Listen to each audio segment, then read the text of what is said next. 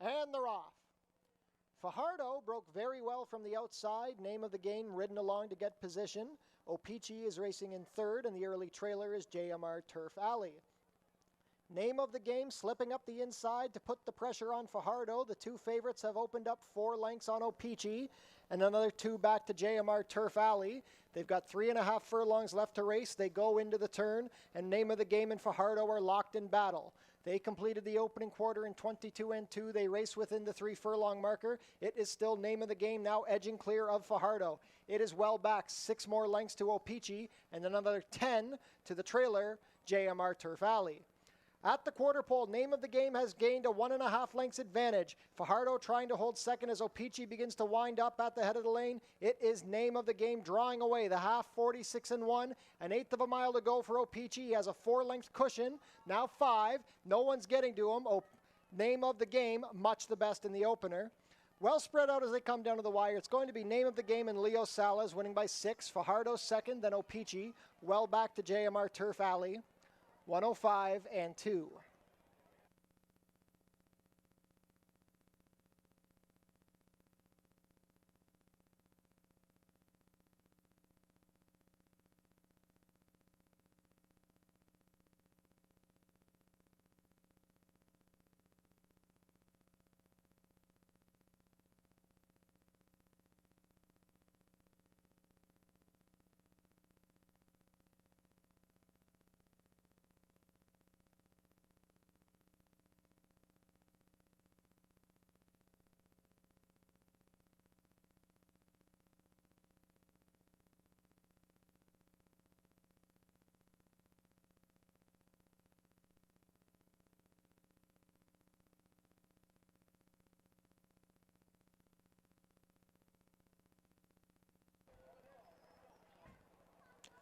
And they're off.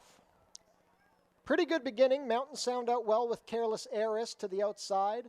Born to be Good is wide on the course, racing to the outside of Capture My Dreams. More Savvy is saving ground from 5th, and the early trailer is Miss Sadu. It is Careless Heiress out to a 2.5 length lead as they race inside the 5 furlong marker. Mountain Sound is racing in second, a head better than Capture My Dreams. 4th on the outside is Born to be Good. The quarter was 22 and 4. More Savvy begins to gain ground on the inside. She's into 4th, and still trailing is Miss Sadu. Into the turn they go. Careless Heiress yet to be headed. The lead is 2.5 lengths. Mountain Sound is still racing in second, now Asked for More. More Savvy into third, passing Capture My Dreams. Born to be Good yet to make an impact, and Miss Sadu continues to trail. 46 flat to the half. They're spread out by about 10 lengths tip to tail, and now Mountain Sound is angled to the outside and taking the lead from a tired Careless Heiress. More Savvy swung wide on the track trying to make a rally, but Mountain Sound has opened up 5 lengths. Midway down the stretch, it is Mountain Sound and Ishmael Mascara. More Savvy into second. Miss Sadu trying to rally from the back, but coming down to the wire, a 16th of a mile to go, and nobody is getting to Mountain Sound. Mountain Sound going on, wrapped up in the final 70 yards, going to win by about 6. More Savvy second than Miss Sadu and Born to be Good, 118 and 3.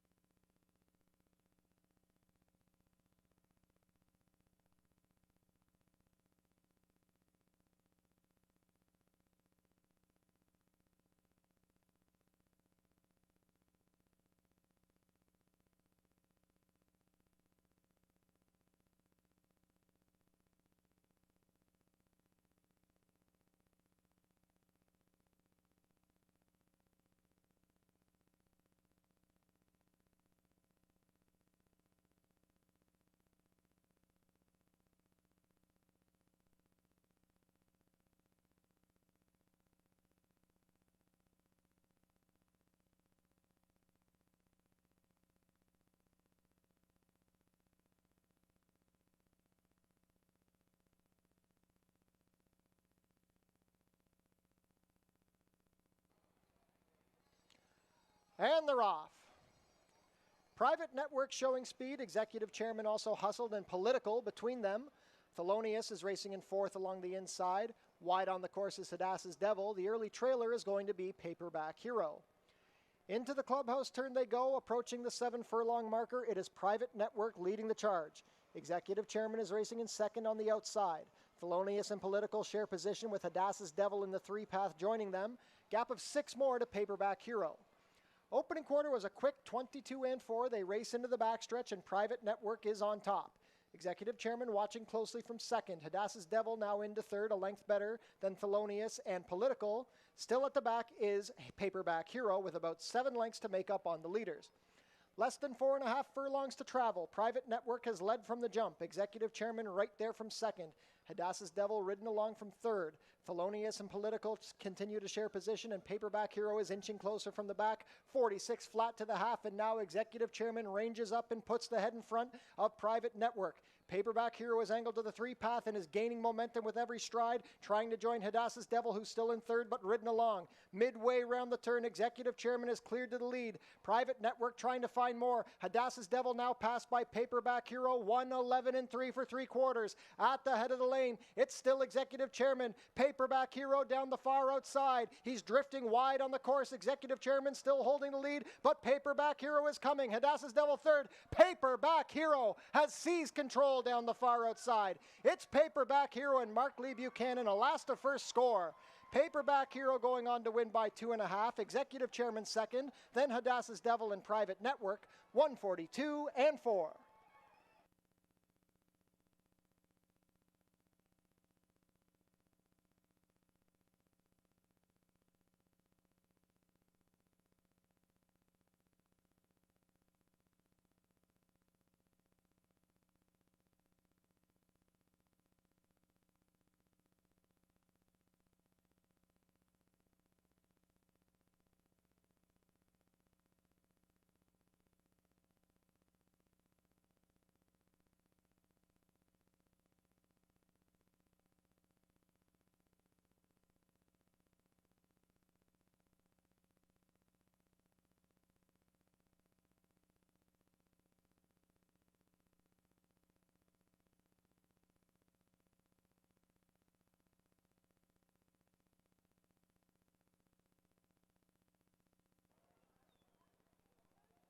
And they're off. Peace in Paradise broke well from the center. Along the inside, Bamboo's Babe and the stablemate Freed by Magic share position. Racing in fourth is Froline Victoria with Wiccan Sense to her outside. And the early trailer about 7 lengths off the leader is Always Rosie. Peace in Paradise at 3-2 is motoring along on the lead, 2.5 lengths clear of Freed by Magic. Bamboo's Babe is racing in third along the rail. Froline Victoria fourth, past a quarter and 23 flat. Finding the rail is Wiccan Sense, still racing a length better than Always Rosie.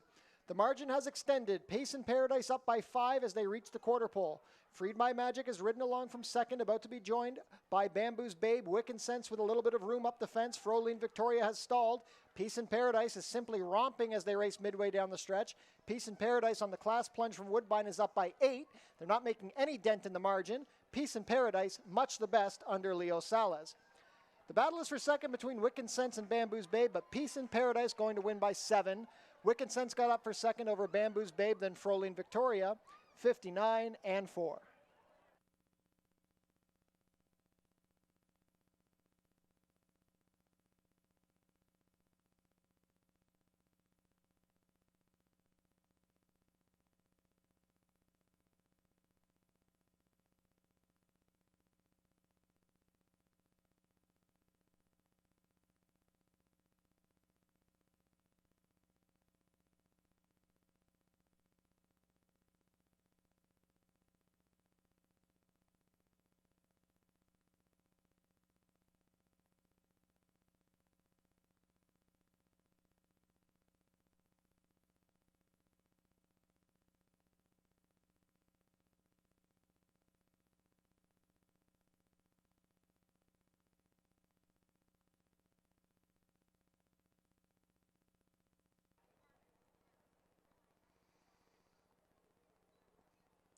And they're off. Perfect start, getting ahead, showing speed from the inside. Chrome's Big Break hustled along. It's a stack of 3 necks, a feather in the middle of T'Pring and Nicole Song. The early trailer is Rifling. On the lead is Getting Ahead, 3/4 of a length better than Chrome's Big Break. Feather is into third in the 3-path. Sharing position are T'Pring and Nicole Song. Then it's a gap of 3 to Rifling. Opening quarter was 22-3 into the wind and getting ahead, still holding the lead. Zafeather into second as Chrome's big break begins to back out. To Pring third. Nicole Song racing between horses and still 5 more lengths to Rifling at the back. Getting ahead has led every step of the way at the quarter pole now. Zafeather is tracking intently from second. Nicole Song into third. To Pring stalls. Nothing from Chrome's big break and Rifling yet to get going. At the head of the lane, it's getting ahead in Kirk Johnson. Zafeather right there. Nicole Song gaining on the outside. Getting ahead, looking to hold, but here's Nicole Song and Omar Marino. Nicole Song takes the lead from getting ahead. It's Nicole Song on top. Nicole Song by 1 3/4. Getting ahead just held second from Zafeather and then Rifling. 105-2.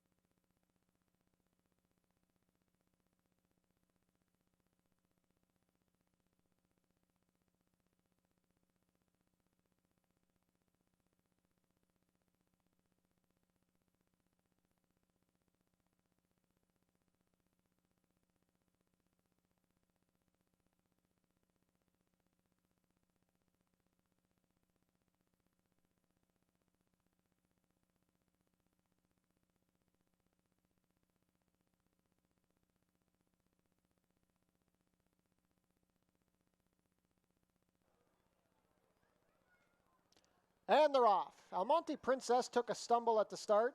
Rohiz is showing speed. Cherry Gardens from the center and Sugar Drop also forwardly placed. A gap of 2 to PT Bossette racing in fourth. Along the rail, Missing Angel joined by Sovereign Cause, Sovereign Tail, and at the back is Almonte Princess. Cherry Gardens bet down to 1-9. She is stride clear to a 1.5 length lead over Rohiz. PT Bossette is into third, passing Sovereign Tail. Sugar Drop wide on the course. Then Missing Angel and another 3 lengths to Almonte Princess. The opening quarter was a moderate 23 seconds flat. Cherry Gardens moving comfortably as they race past the 3 furlong pole. The lead is 4 and she has not been asked for anything. PT Bossette ridden along from second past Rohiz. Sugar Drop is getting tired, being about to be passed by Missing Angel. Almonte Princess winding up, but still has about 8 lengths to make up on the leaders. Cherry Garden still in a gallop. She's now under some left-handed encouragement, but the lead is 8 lengths past a half and 46-2. There's a furlong to go, and Cherry Gardens living up to the 1-9 province. Never in doubt. This is all Cherry Gardens. The battle is for second between PT Bossette and Rohiz. Coming down to the wire, Cherry Gardens much the best. Cherry Gardens on top, wins by 9. PT Bossette second, then Rohiz and Almonte Princess, 111-1.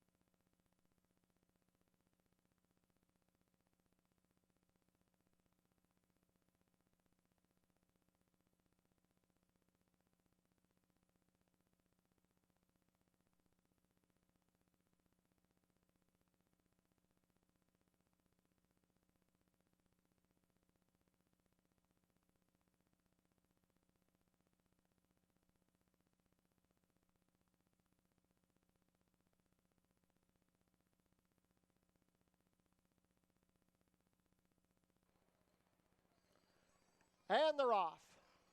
Glitter Bray broke well, but Mobilizer is being hustled, as is Hiatus from the outside. Dot's Vision also going to look for position, but might be hung wide into the first turn. Maximus Momentus is along the inside. Master Spy finding good position. Out wide on the course is General Command, and Kitty Holiday at the back early. Securing the early lead, it is Mobilizer, a length better than Hiatus, who's under a hold. Master Spy tugging at Melanie Pinto, racing between horses. Glitter Bay saving ground. Dot's Vision with a wide trip. At the back is the trio of Maximus Momentus, Kitty Holiday, and General Command. This is a very compact field. They're only 4.5 lengths from front to back. Mobilizer continues to make the pace. He went the opening quarter in 24-2, and he is being hounded by Hiatus. Master Spy is into third, still racing between horses. Glitter Bay in the pocket. Dots Vision still racing wide on the course. Maximus Momentus is buried at the inside with Kitty Holiday and General Command still racing wide as they go into the far turn. 47 and 4 from the half. Mobilizer calls it quits and Hiatus is now up by 2 lengths. Dots Vision 3 wide. Master Spy splitting horses. Glitter Bay is tired. Maximus Momentus looking for a path at the head of the lane. Hiatus has shaken 2 lengths clear. Master Spy trying to rally with Dots Vision. Kitty Holiday and now Glitter Bay with horse down the far outside. Here comes Glitter Bay and Juan Crawford. Glitter Bay takes the lead. Kitty Holiday going to rally into second, but this is all Glitter Bay. The Tour de Fort winner does it again. Glitter Bay by 3. Kitty Holiday second, then Hiatus and Dots Vision, 125 and 1.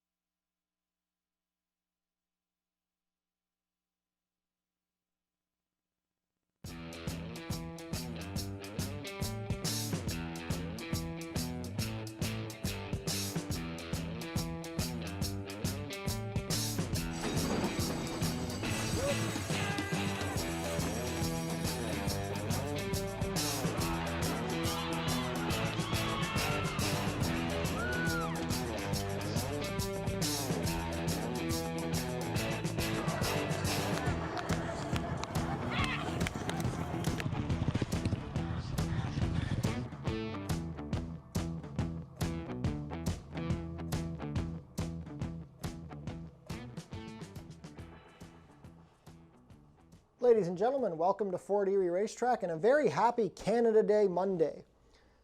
We're excited to be celebrating the holiday here at the races, 30 minutes to first post. It is a beautiful day, 21 degrees Celsius or 70 Fahrenheit. It is bright and sunny with a wind coming, looks like it's coming out of the north at the minute, 11 miles per hour. The main track is listed as fast and the turf course is good with the rail out at 12 feet.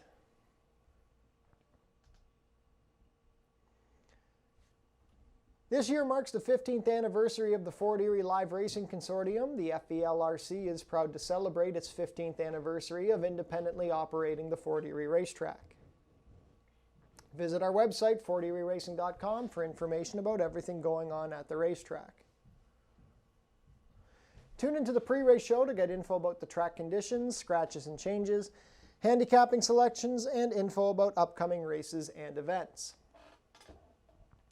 Racing will be back tomorrow at Fort Erie. First post will be 4:30. Fluffy the Clown will be on hand today, as well as the upcoming Wiener, Corgi, and Basset Hound race days this summer. The Free Summer Concert Series is back at the Tiki Bar on select Tuesday nights this summer. The full schedule is on screen now. Our next concert will be tomorrow after the last race, featuring the Figure 4. Registration for the dog races is now open. If you have a dog you'd like to bring out, visit our website. The Wiener Dog Races, fan favorites, will be taking place on Sunday, July 21st. Then on August 18th, we'll have the Basset Hounds as well as the brand new Corgi races. Mark your calendars, the 89th running of the Prince of Wales Stakes will be held on Tuesday, September 10th. Fort Erie's Track-A-Lantern brings Halloween fun to the racetrack for all families. Kicks off on October 14th. It kicks off at 12 o'clock. Head down to the Paddock Shack for burgers, hot dogs, sausages, fries, and poutine, plus beer and soft drinks, located near the walking ring. Be sure to book your table in the Turfside Dining Room, open on live racing days. Reservations are recommended. Treat your team to an exciting day at the races. It's only $13.50 per person plus tax. The track pack includes one food item, one drink, and a Fort Erie live racing program. For more information, go to our website. Become a member of HPIBet.com today. Get $100 when you bet $100, plus your first bet is on us. Tune into your TV Niagara for the Fort Erie Race Replay Show, Channel 700, Thursdays at 10:30 and Saturdays at 10. Pick 4 and Pick 5 pools are guaranteed at $10,000. The Pick 5s today begin in races 1 and 3. Pick 4s kicking off in races 2 and 4. Jackpot High 5 wagering offered in race 7 today. The carryover in excess of $7,800. Smoking is allowed in designated areas only at Fort Erie Racetrack. No food or beverage are allowed in these areas. No cannabis is permitted on the property. Coming up next are today's changes. In race 1, we have a rider change on the number 1, Same Again Doc. Make the rider Terry Husbands. No changes in race 2. Race 3 also clear of changes. In race 4, Stewart scratched the number 2, Orbiting the Sky. Take out the 2. In race 5, we have an overweight on the number 4, Persevere. The rider will be 2 pounds over at 115. In race 6, Stewart scratched the number 7, Can't Glide by Cats.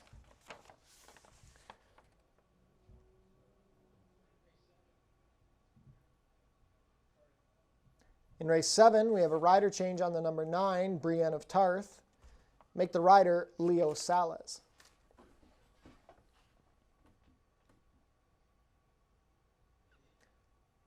So happy Canada Day from all of us here at Fort Erie Racetrack.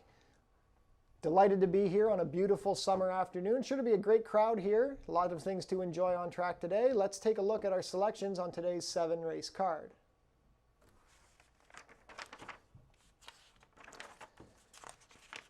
Race 1 is a claiming race for 3-year-olds and up, which have never won 3 races. We're going 1 mile and 1/16 over the main track for a claiming price of $4,000. It's a field of 5 to kick off the early Pick 5 wager.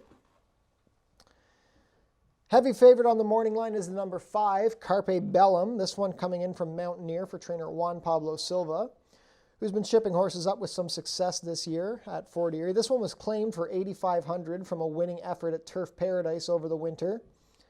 And the results since being claimed by this barn have been mixed. He had a distant 4th at Turf Paradise, then finished a very distant 2nd in an allowance race at Mountaineer in May. They gave him a shot on the turf on June 16th, and he did no running whatsoever.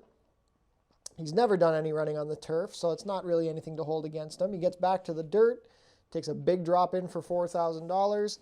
Carpe Bellum should be tough. Ishmael Mascara has the call. Number 2, 5th Season. Apprentice Alexis Sanchez riding for trainer Steve Cathcart. This one kicked off his season on June 11th. Finished a well-beaten 4th at this price tag. Actually against tougher company. He was running against non-4, non-1s of the year on that day. So this time he gets class relief. It's his second start off the layoff. Going a mile and 70 yards off of the bench over the dirt track is a tough ask for this horse, for any horse. So fifth season, definitely has a right to move forward in his second start off the bench. Then in for third, the number 3, Glorious Tribute. Longest shot on the board in the morning line. Glorious Tribute did no running on the turf on June 14th, came back 12 days later in a sprint allowance race. And he was never threatening. He finished 5th, but he was gaining momentum in the stretch. Should appreciate the mile and 16th on the dirt track. Race 2 is an allowance race for fillies and mares 3-year-olds and up, no condition. These are some of the top mares on the grounds. 6 furlongs is the distance. Field of 5 to kick off the early pick 4. I'm going to go with the number 3, Pluie d'Avril, Alexis Sanchez, riding for John Sims. John Sims off to a terrific start here at Fort Erie this year. He is 4 for 9 in the win column. And Pluie d'Avril looks like she could get a perfect trip here. There's 2 very sharp speed horses to the inside of her, Forest B and Can't Beat the Cats, the 1-2 finishers in the long run aftercare stakes. So Pluie d'Avril should be sitting a little off the pace and come running from the back. She raced very well off the layoff last year, so I'm expecting a good run out of her. Number 1, Forest B, was second best behind Can't Beat the Cats in the long run aftercare stakes. Dueled on the lead and Can't Beat the Cats just out-kicked her in the final 70 yards. This time Forest B has the inside. Last time she was too wide while Can't Beat the Cats was saving ground. So maybe this time Forest B could turn things around. Then number 2, Can't Beat the Cats. Everybody else's top selection, and very understandable why. Can't Beat the Cats, Melanie Pinto, and Julie Mathis have had a ton of success with this one. She was second in the long-run thoroughbred aftercare last year behind Storming Lady, and this year she came out on top in that dash. She's just very consistent, fast mare, loves the Fort Erie dirt, 5 for 9 over the surface. Can't Beat the Cats, the 8-5 favorite. On the morning line is a deserving one. Race 3 is a claiming race for 3-year-olds and up, which have not won a race this year or which have never won 4. We're going 5 1/2 furlongs for a claiming price of $8,000 down to $7,000. The late pick 5 kicks off here. Pretty nice group of 7 horses to kick off the late pick 5. The number 1, Core, got loose on the track and was scratched last week when entered for this price. Now returns very quickly. Core was second best behind the nice Truly Mischief in a starter optional claimer on June 4th. Now gets some class relief, dropping in for the $8,000 tag.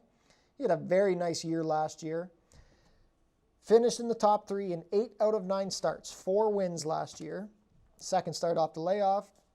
Trainer Bob Warner only made 4 starts at the meet so far. Overdue for a win. Bob Warner traditionally does very well. Pierre Mailhot reunited with this chestnut gelded son of First Samurai. The number 6, Vinnie Van Gogh. He got to be very good last fall. He won 3 in a row, including the Helsinki MSA Cup on Prince of Wales Day. Then he was off for about a month, came back in an allowance race in October in the mud and showed speed and spit the bit. Finished, or almost last, 5th of 6. That was a tough group victory, March strong ending. Then came back at Mountaineer in November and again just showed speed and stopped. So he's had the winter off. He's been able to freshen up. He comes into the race off of a few workouts. I think the freshening will be a good thing for this 8-year-old. Melanie Pinto riding for Julie Mathis. Then the number 4, Big Time Louie. Big Time Louie is a tough horse not to like. 11 for 30 in his career. He was a pretty comfortable winner over Red Maple on June 11th for $6,250. Now he bumps up to the $8,000 level. This is obviously a tougher assignment. But Big Time Louie knows how to win. Horses who know how to win find ways to win. He was a winner at Woodbine for $5,000 last November, so he clearly has some quality to him. Race 4 is a claiming race for fillies and mares 3-year-olds and up, which have not won a race this year or which have never won 4. We're going to go 5 furlongs over the turf course for a claiming price of $5,000 down to $4,750. We have a scratch of the number 2, Orbiting the Sky. Late pick 4 begins here. My choice is the number 5, Spring High, Ishmael Mascara in the saddle for Julie Mathis. Spring High went 7/8 on the turf for $10,000 on June 16th. She dueled on the lead and got tired. Keeps dropping in class. Takes the sharp drop in for 5,000, buying the weight down for 4,750.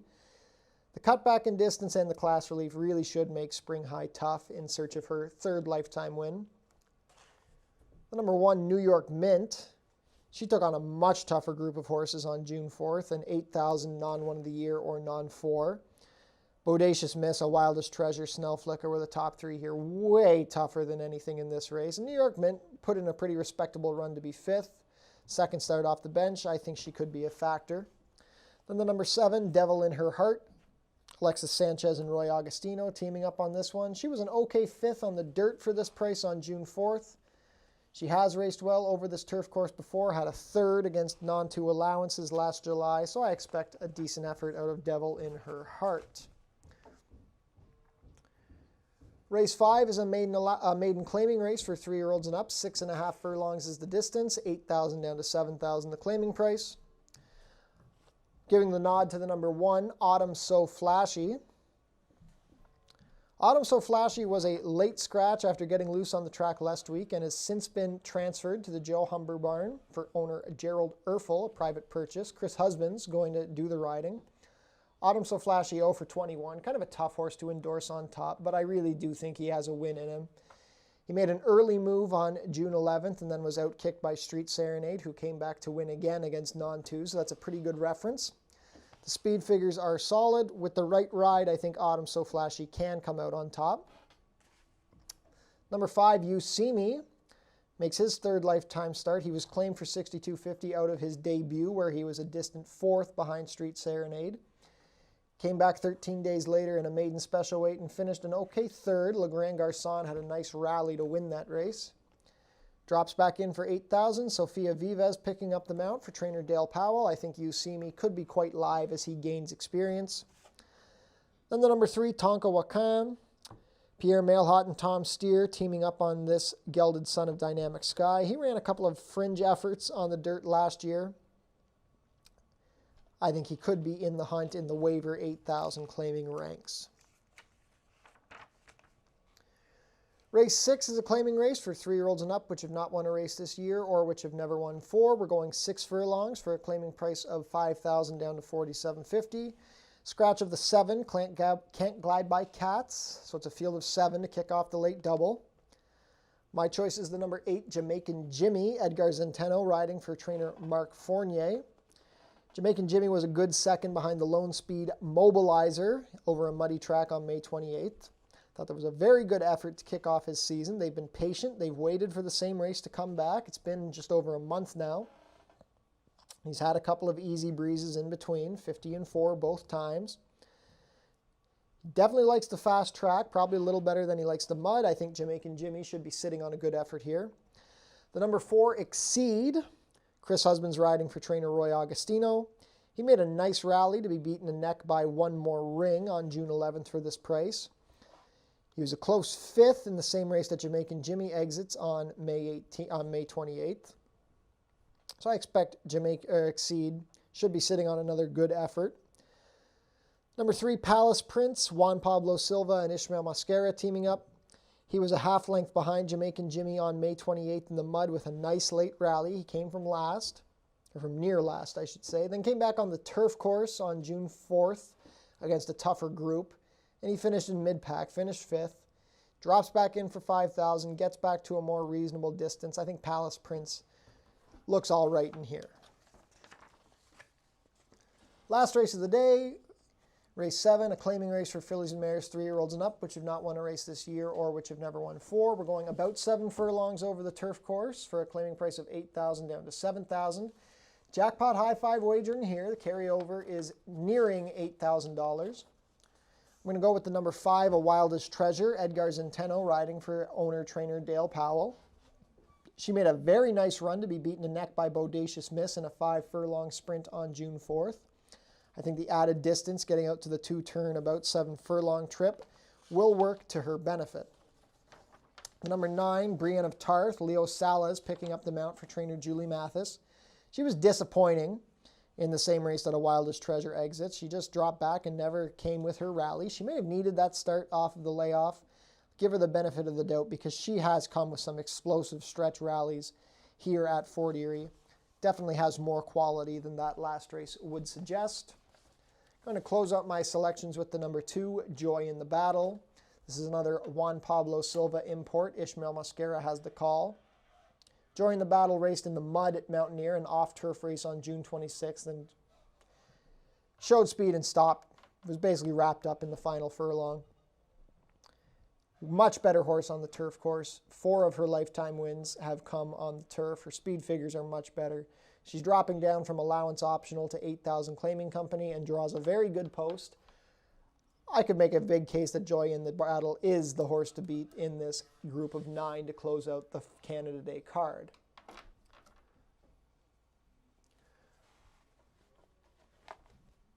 So a solid 7-race card to celebrate Canada Day here at Fort Erie Racetrack. Best of luck with all of your wagers. 13 minutes to post.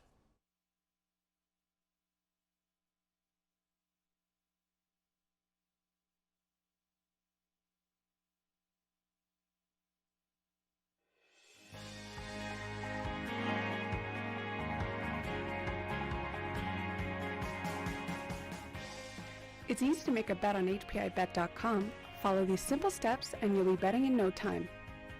First, go to the HPIBet.com website.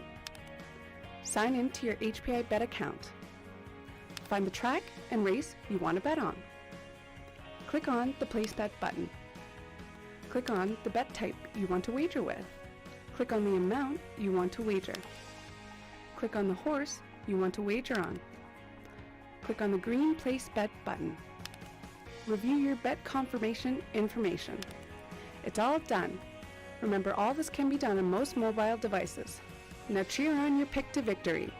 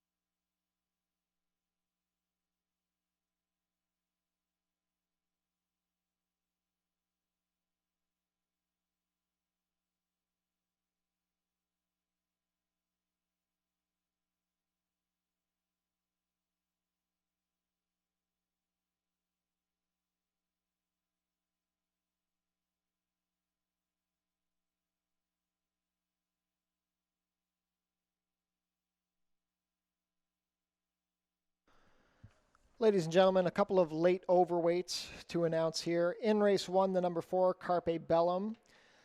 Ishmael Mascara will be 2 pounds over at 124.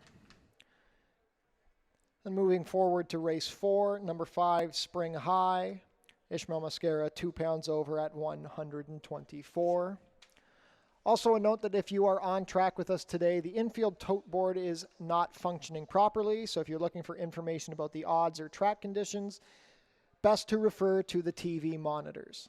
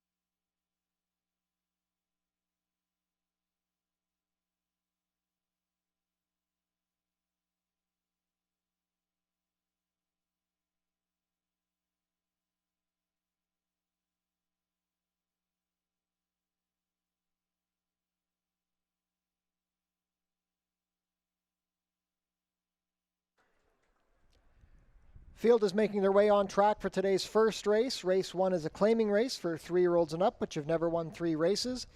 Traveling a distance of 1 mile and 1/16 over the main track for a claiming price of $4,000, competing for a purse of $13,500.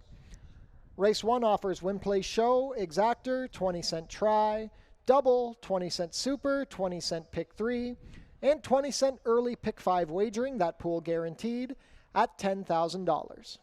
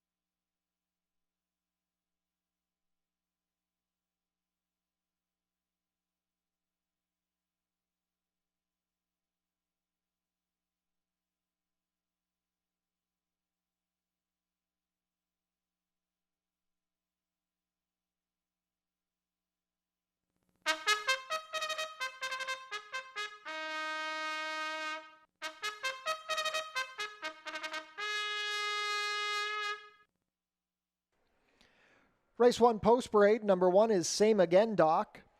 Terry Husbands picks up the mount for owner-trainer Howard Keene. Number 2 is Fifth Season. Alexis Sanchez has the call for trainer Steve Cathcart and owner Candice Warwick. Number 3 is Glorious Tribute. Pierre Mailhot in the saddle for trainer Barb Bailey and owner Jennifer Gutierrez. Richard Davis owns and trains the number 4, Grand Gizmo. The rider is Edgar Zenteno. Completing the field, number 5 is Carpe Bellum. Ishmael Mascara rides for trainer Juan Pablo Silva and owners Jeff Jacobs and Tijuana Racing Stables. 5 minutes to post for race 1, $10,000 guaranteed early pick 5 begins here.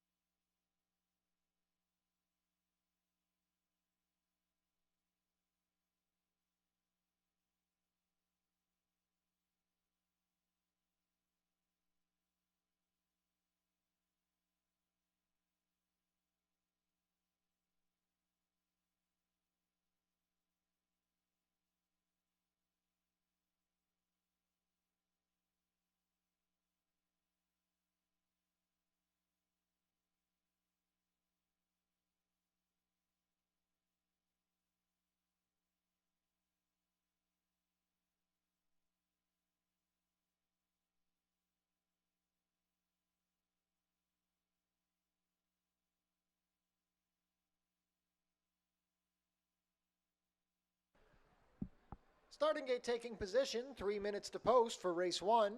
Heavy favorite, the outside, number 5, Carpe Bellum, 1-2. 2 minutes to post to kick off the early pick 5.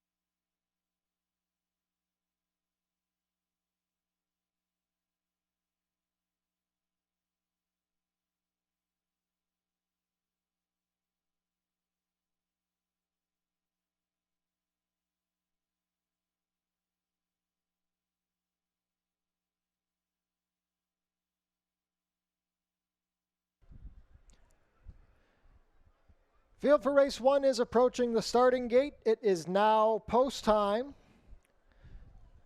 4-5 favorite, the number 5, Carpe Bellum. Coming in from Mountaineer for trainer Juan Pablo Silva. 5-2 second choice is the number 4, Grand Gizmo. $10,000 guaranteed early pick 5 begins here on this Canada Day Monday here at Fort Erie Racetrack. First up is Same Again Doc and Terry Husbands. 5th season and Alexis Sanchez. Gate 2.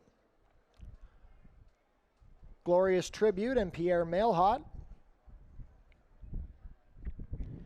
Grand Gizmo with Edgar Zenteno.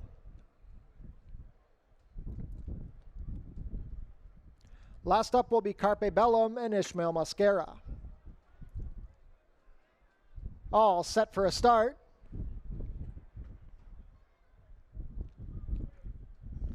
And they're off.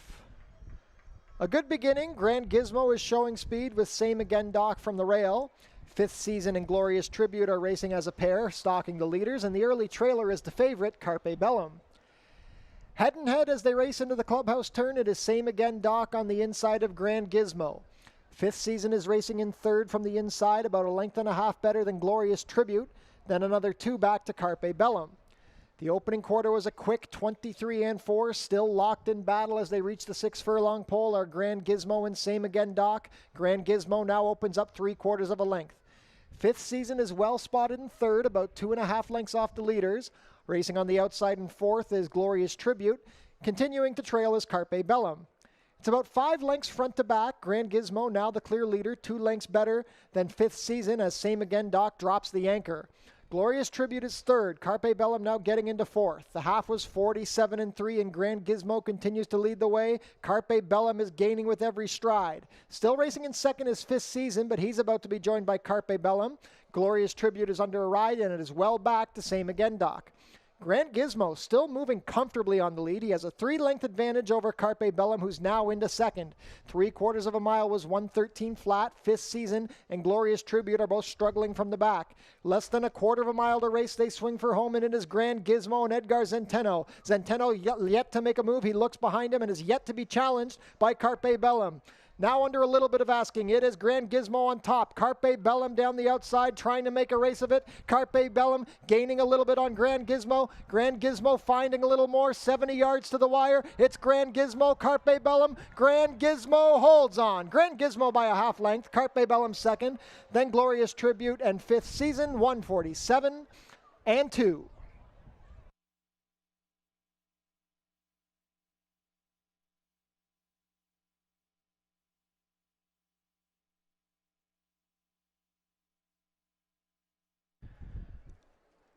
Unofficial in race 1, the winner is number 4, Grand Gizmo. 2nd is the 5, Carpe Bellum. 3rd, number 3, Glorious Tribute. 4th, number 2, 5th season. Unofficial race 1 order, 4-5-3-2.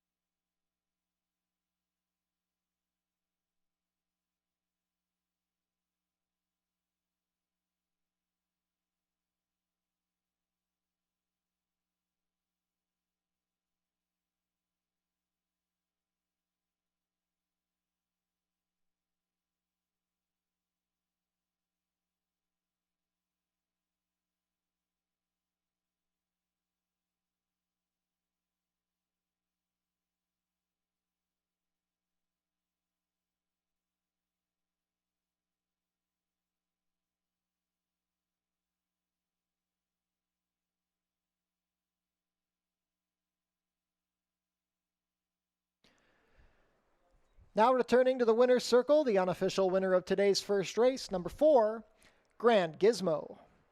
Grand Gizmo is a 6-year-old bay gelding by Giant Gizmo out of I'm Good With It, bred here in Ontario by Dr. Victoria Banks.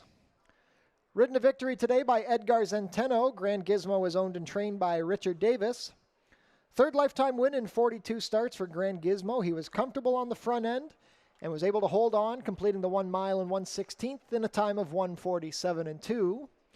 Congratulations to the connections of Grand Gizmo. Hold all tickets until race 1 is made official.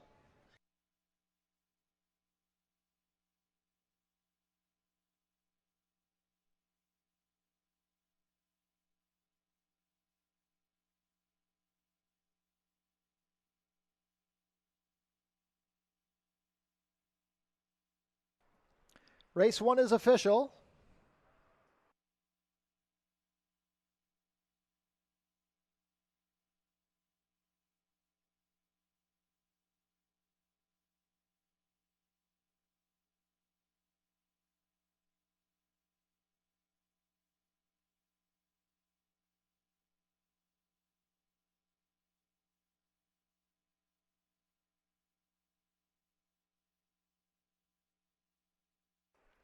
Prices are up. Grand Gizmo, $8.90 to win, $3.50, $2.40.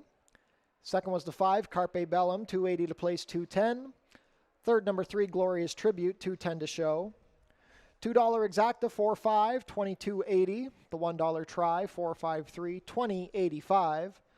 $1 Super, $4.532, $24.40.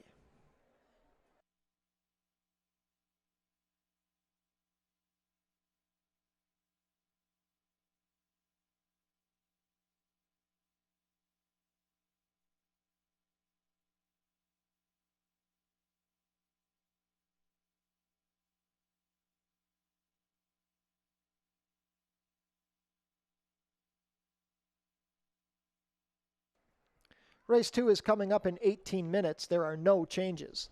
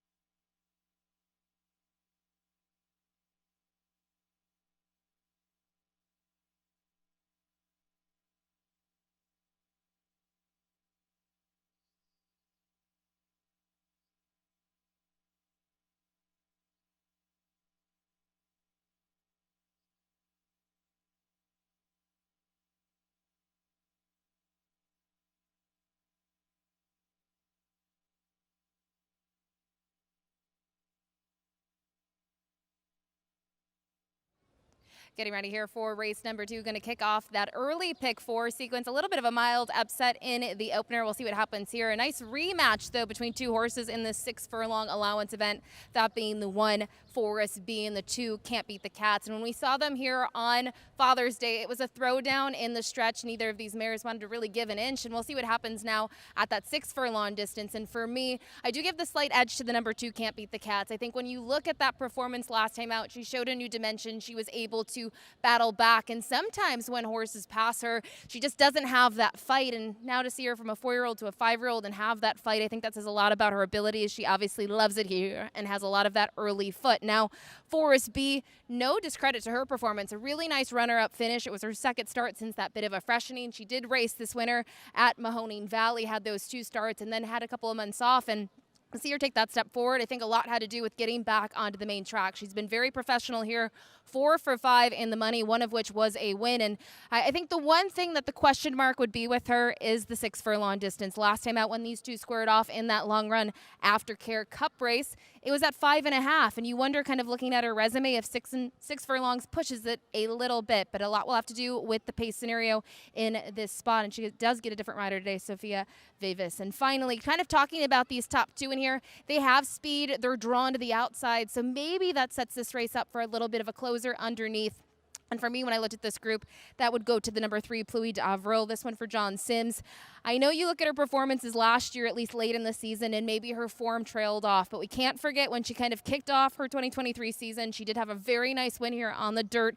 It was against Lesser, but she was in that waiver claiming race. When she came back, you can see she wasn't too far behind Forest B, who was 3rd in that event back in June of 2023. And I just think looking at her, maybe if the pace melts down in front of her, she can close late and pick up a share. Alexis Sanchez here in the irons for John Sims. But for me, I think all eyes are going to be on the 2 mares on the inside, Forest B and Can't Beat the Cats. And I go to the 2 on top. Best of luck.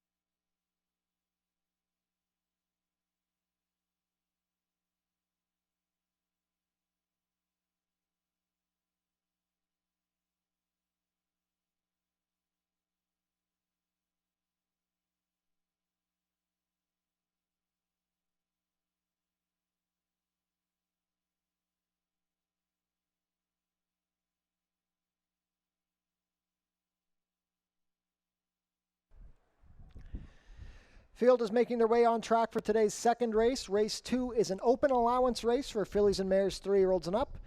Traveling a distance of 6 furlongs, competing for a purse of $24,600. Race 2 offers win, play, show, exactor, 20-cent try, double, 20-cent super, 20-cent pick 3, and 20-cent early pick 4 wagering. That pool is guaranteed at $10,000.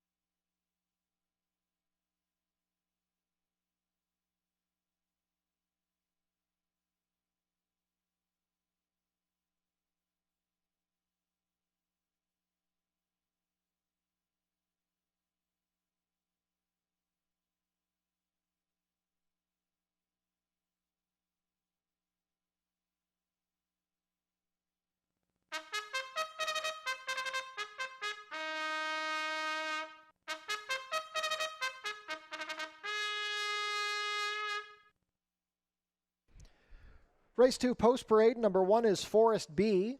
Sofia Vives rides for owner-trainer Dale Powell. Number 2 is Can't Beat the Cats. Melanie Pinto has the call for trainer Julie Mathis and owner Bruno Schickadans. Number 3 is Pluie d'Avril.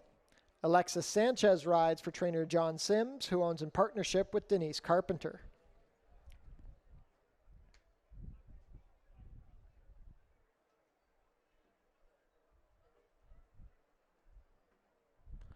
Number 4 is Silver Candace. Mark Lee Buchanan pilots for trainer Julie Mathis and owner David Mathis. Completing the field, number 5 is Spirit Bell. Edgar Zenteno rides. Sam Melly owns and trains. 1 minute to post for race 2. $10,000 guaranteed early pick 4 begins here.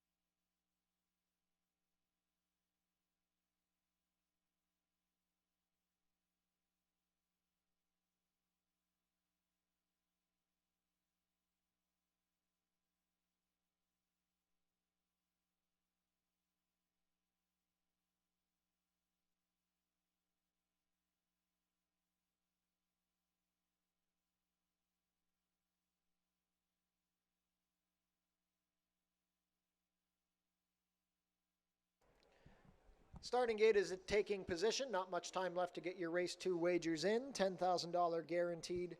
Early pick 4 begins here.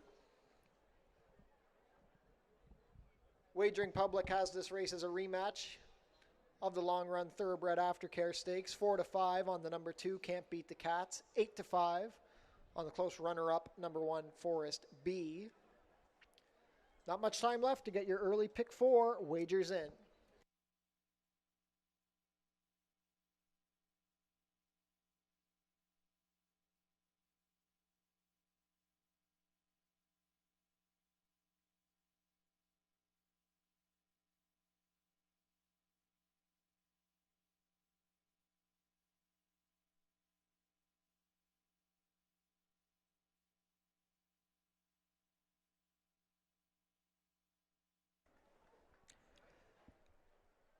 Race 2 field is approaching the starting gate. It is now post time. Quality field of 5 to kick off the early pick 4. Even money on the number 2, Can't Beat the Cats.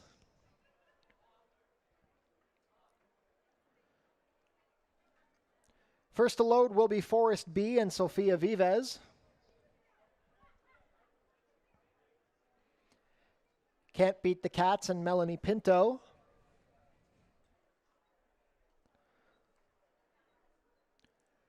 Pluie d'Avril with Alexis Sanchez.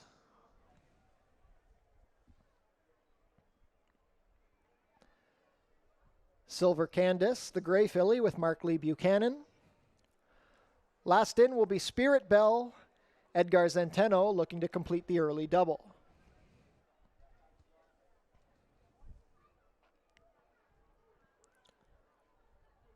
All set for a start.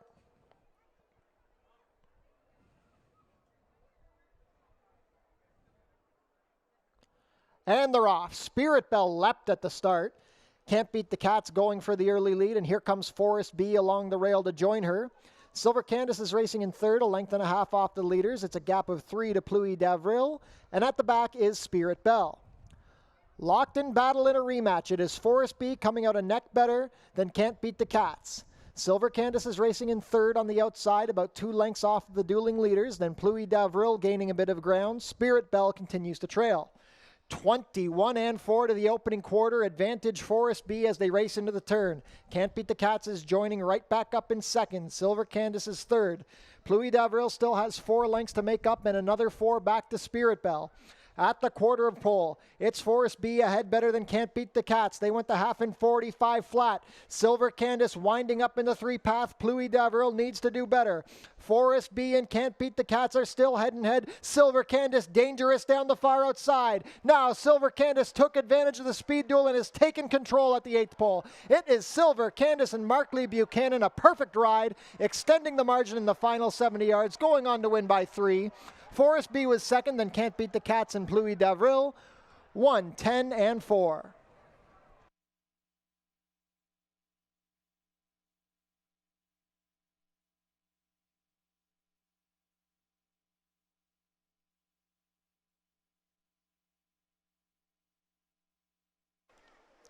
Unofficial in race 2, the winner is number 4, Silver Candace. Second, number 1, Forest B. Third, number 2, Can't Beat the Cats. And fourth, number 3, Pluie d'Avril. Unofficial race 2 order, 4-1-2-3.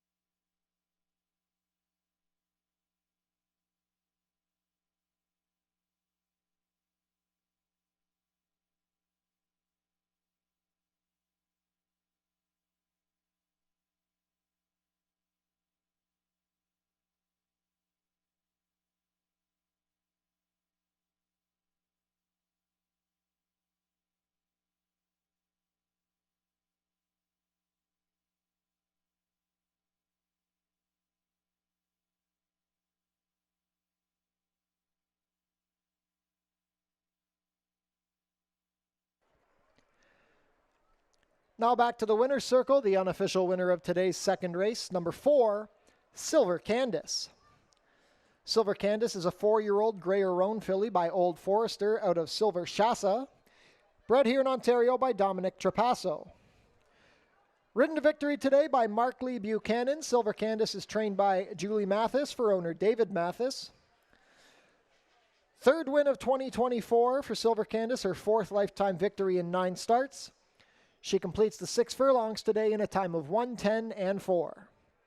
Congratulations to the connections of Silver Candace. Hold all tickets until race 2 is made official.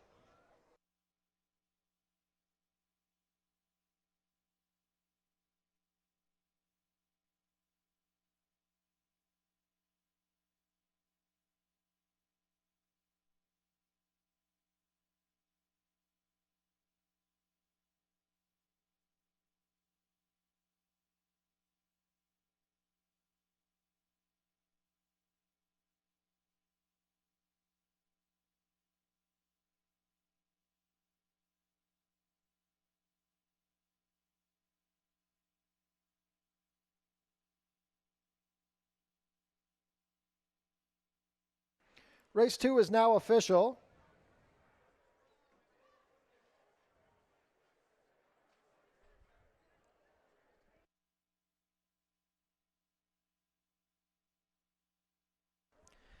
In a 10-1 upset, Silver Candace returns 23.60 to win, 690, 280. Second, number 1, Forest B, 230 to place, 210. Third, number 2, Can't Beat the Cats, 210 to show. $2 exacta, 4-1, 77.90. The $1 try, 412, 41.75. $1 super, 4123, $109.70.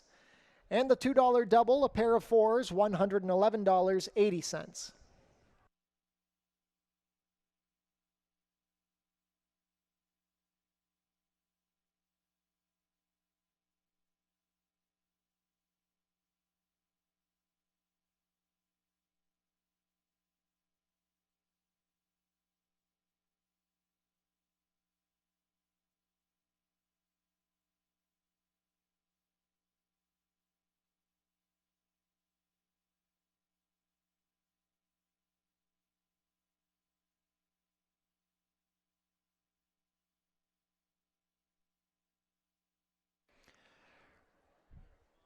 Registration for the dog races is now open. If you have a wiener dog, corgi, or a basset hound you want to bring to the racetrack, be sure to visit our website. Dog races taking place this summer. The fan favorite wiener dogs coming out to the track on July 21st. Then on August 18th, we'll have the basset hounds as well as the brand new corgi races. Race 3, coming up in about 18 minutes. There are no changes.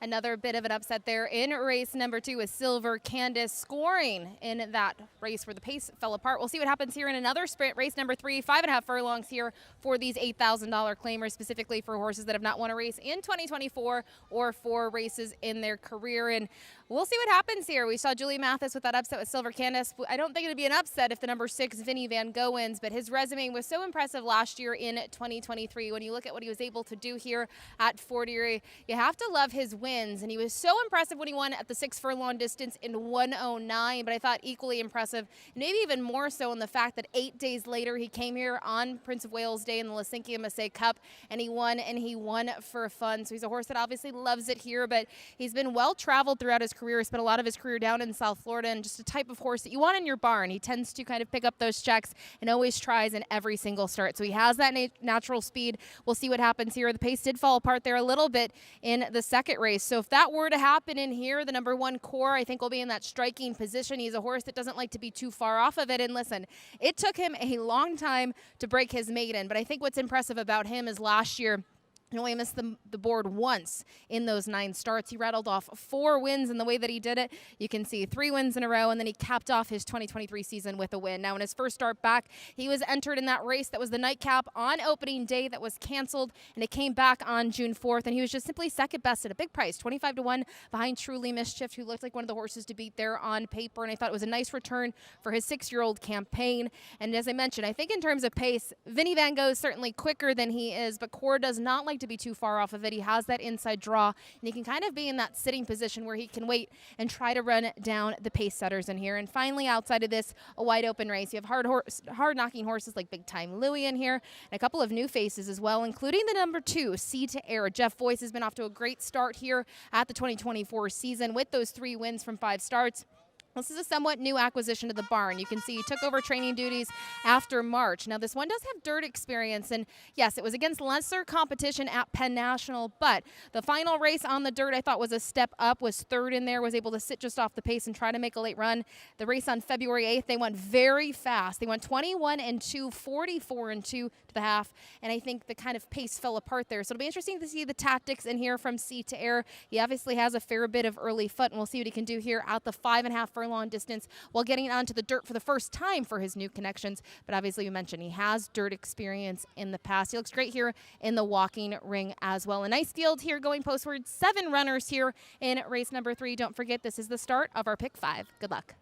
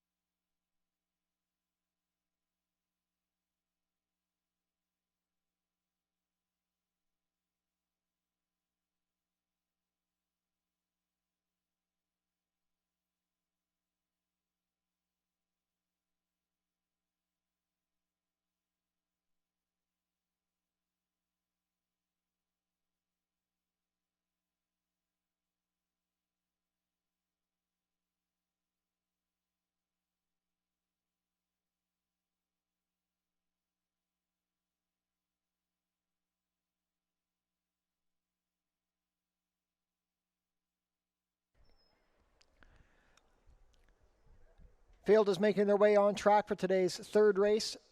Race 3 is the FELRC 15th Anniversary Celebration Race. It's a claiming event for 3-year-olds and up which have not won a race in 2024 or which have never won 4 races.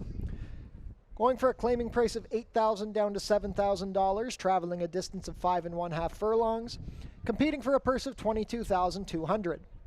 Race 3 offers win, place, show, exactor, 20-cent try, double, 20-cent super, 20-cent pick 3, and 20-cent late pick 5 wagering, that pool guaranteed at $10,000.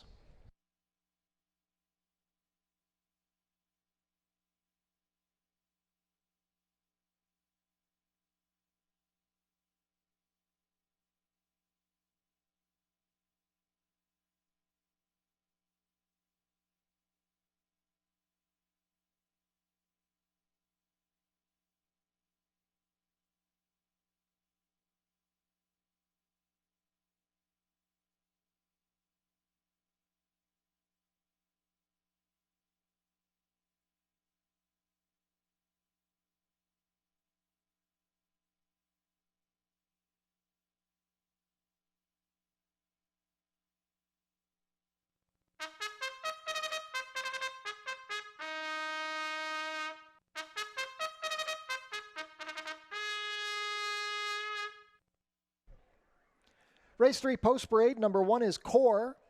Pierre Mailhot rides for trainer Robert Warner, who owns in partnership with Nancy Warner. Number 2 is Sea to Air. Sofia Vives pilots for trainer Jeff Voice and owner Robin Voice. Number 3 is Have to Reload. Amanda Vandermeersch has the call for trainer Mike Blake and owners Ascot Stud, Mike Blake Sr., Mark Stout, and Rachel Stalker Parks. Even Stevens Stables own the number 4, Big Time Louie. Leo Salas rides for trainer Roy Agostino. Red Maple, the number 5, Chris Husbands rides for trainer Kendra Wichorek and owner Racing Stables.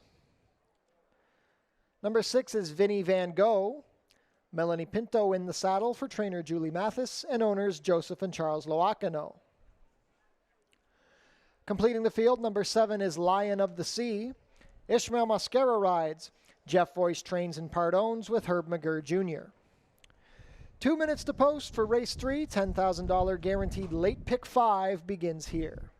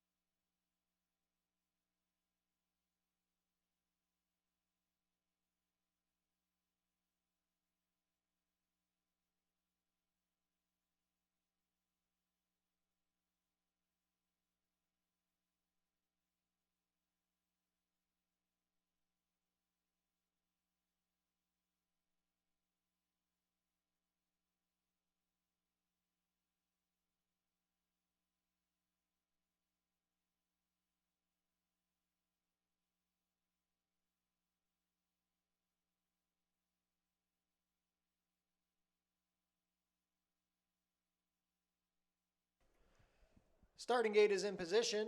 Not much time left to get your race 3 wagers in. $10,000 guaranteed late pick 5 wagering kicks off here in the third.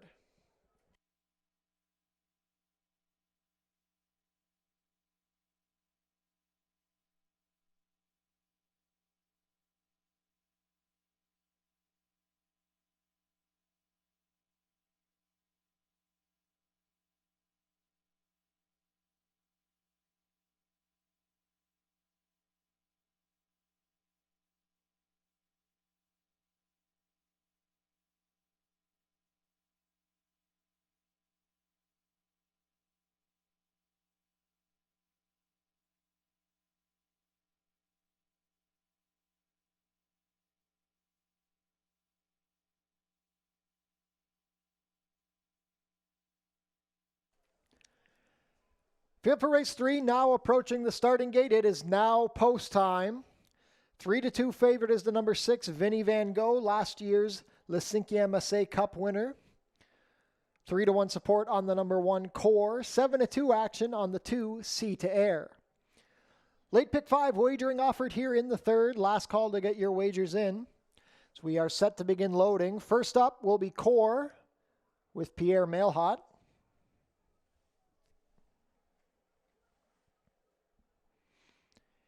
Gate 2, Sea to Air and Sofia Vives.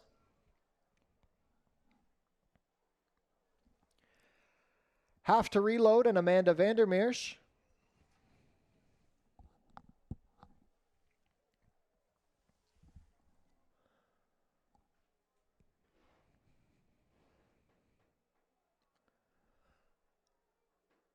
Last out winner, Big Time Louie and Leo Salas. Red Maple and Chris Husbands. Vinny Van Gogh, 8-5 favorite with Melanie Pinto. Last up will be Lion of the Sea, making his Fort Erie debut under Ishmael Mosquera. All set for a start.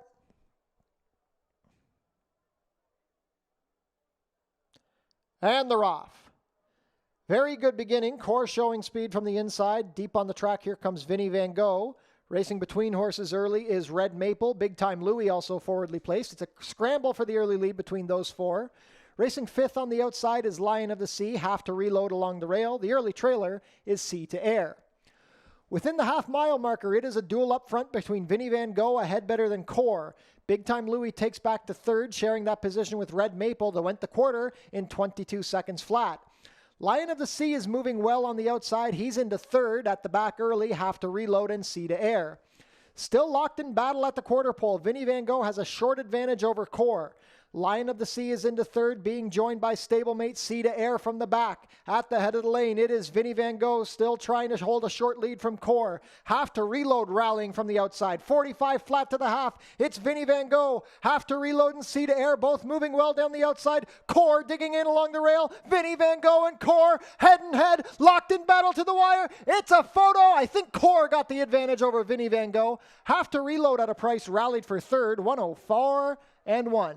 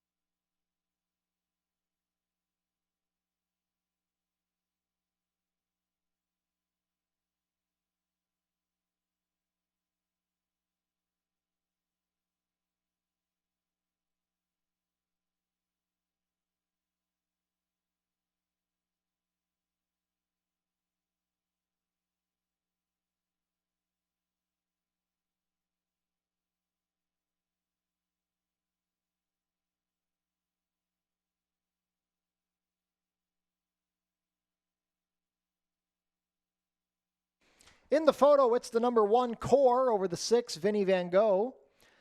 Third, number 3, Have to Reload. Fourth, number 2, Sea to Air. Unofficial race 3 order 1632.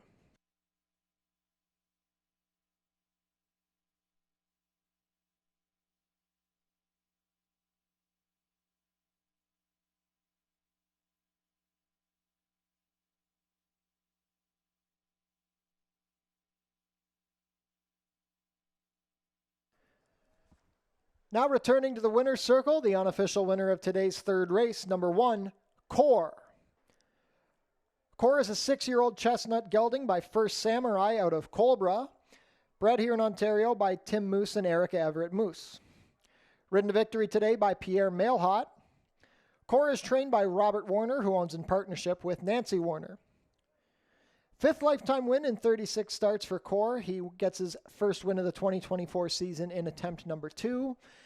A very valiant effort along the rail. Core completes the 5 1/2 furlongs in a time of 1:04 and 1. Congratulations to the connections of Core. Hold all tickets until race 3 is made official.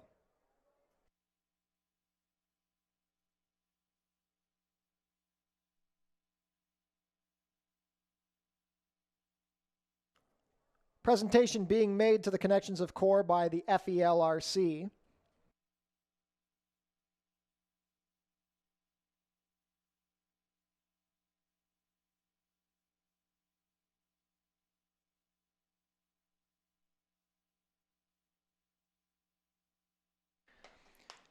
This year, the FELRC is proud to celebrate 15 years of independently operating the Fort Erie racetrack.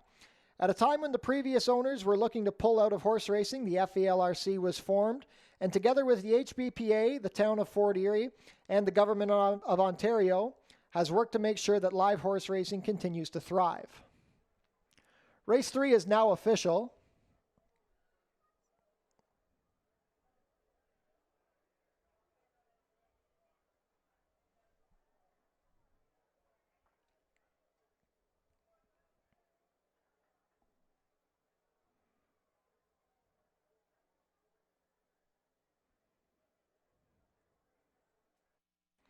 Prices are up. Core returns $960 to win, $370, $290. Second, number 6, Vinny Van Gogh, $460 to place, $360. Third, number 3, Have to Reload, $660 to show. $2 exacta, $16, $34.60. The $1 try, $163, $193.25. $1 super, $1632, $537.30. $2 double, 4-1, $100, 70 cents. And the $1 pick 3, $212.25.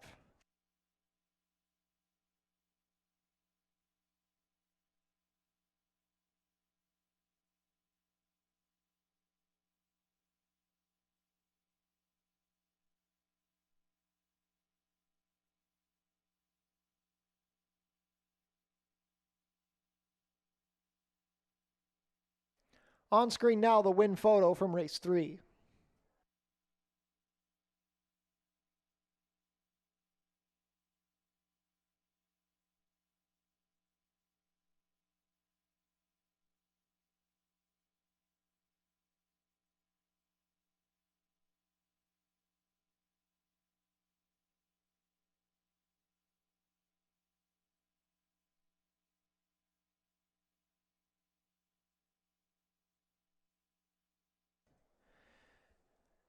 And welcoming back Selena Carlson.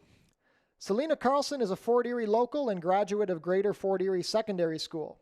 She has a passion for music and singing and can be seen performing at a number of different events around the region, such as Niagara Ice Dogs, Niagara River Lions, and the Rise Against Bullying events. Selena is not only an advocate for autism, she too has an autism diagnosis. Now on hand with the singing of the national anthem is Selena Carlson. Oh, say, can you see by the dawn's early light what so proudly we hailed at the twilight's last gleaming, whose broad stripes and bright stars through the perilous fight o'er the ramparts we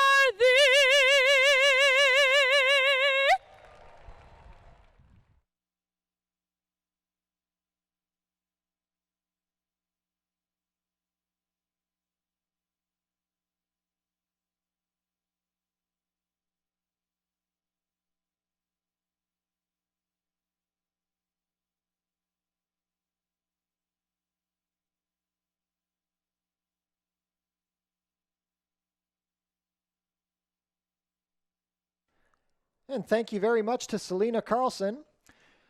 Changes for race 4, steward scratch of the number 2, Orbiting the Sky.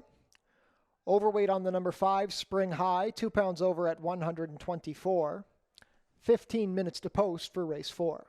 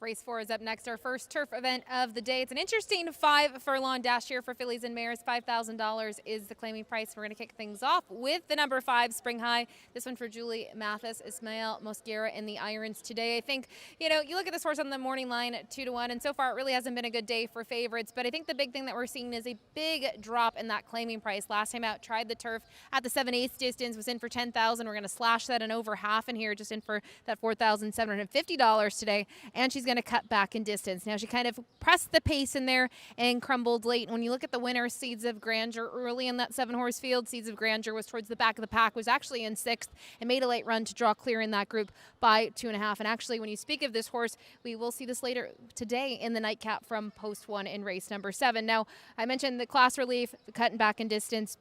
Go down the page, some of those races and those one-turn races up at Woodbine on the Tapeta, they were good enough that I think certainly fits this level. And mentioned Ismael's riding, obviously been riding very good this season at the 2024 meet. Now, I think the horse that's maybe sneaking, we'll see what the betting public thinks of this one, is the number 7, Devil in Her Heart. 7-2 on the morning line.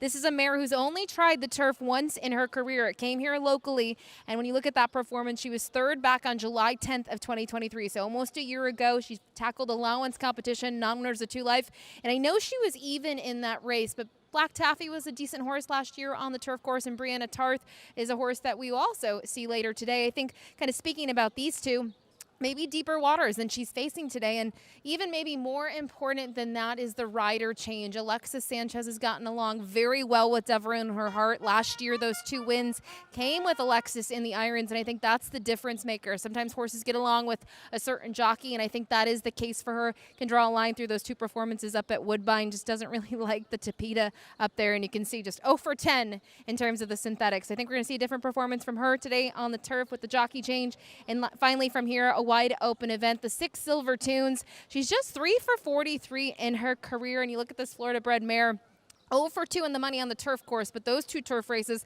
a similar story. She faced some nice horses. Storming Lady, Kremling Bird, Ferret, Baby Mo, just a little bit tougher than this group today. It's nice to see her kind of drop in, get back on the grass, and one of her wins came on the grass. She had some good performances a couple of years back down in South Florida on the turf, so we'll see what she can do.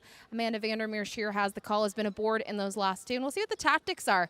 Last time out when we saw her back in October, it was carted for the turf. It was moved to the main track, and she really couldn't hold up on the dirt. That wasn't shocking. So interesting to see if she'll be forwardly placed today for her first start of 2024. But for me, torn between the 5 and the 7. The 5's on her toes here in the walking ring. That's Spring High, and the 7, Devil in Her Heart, teaming up with her go-to rider. Good luck.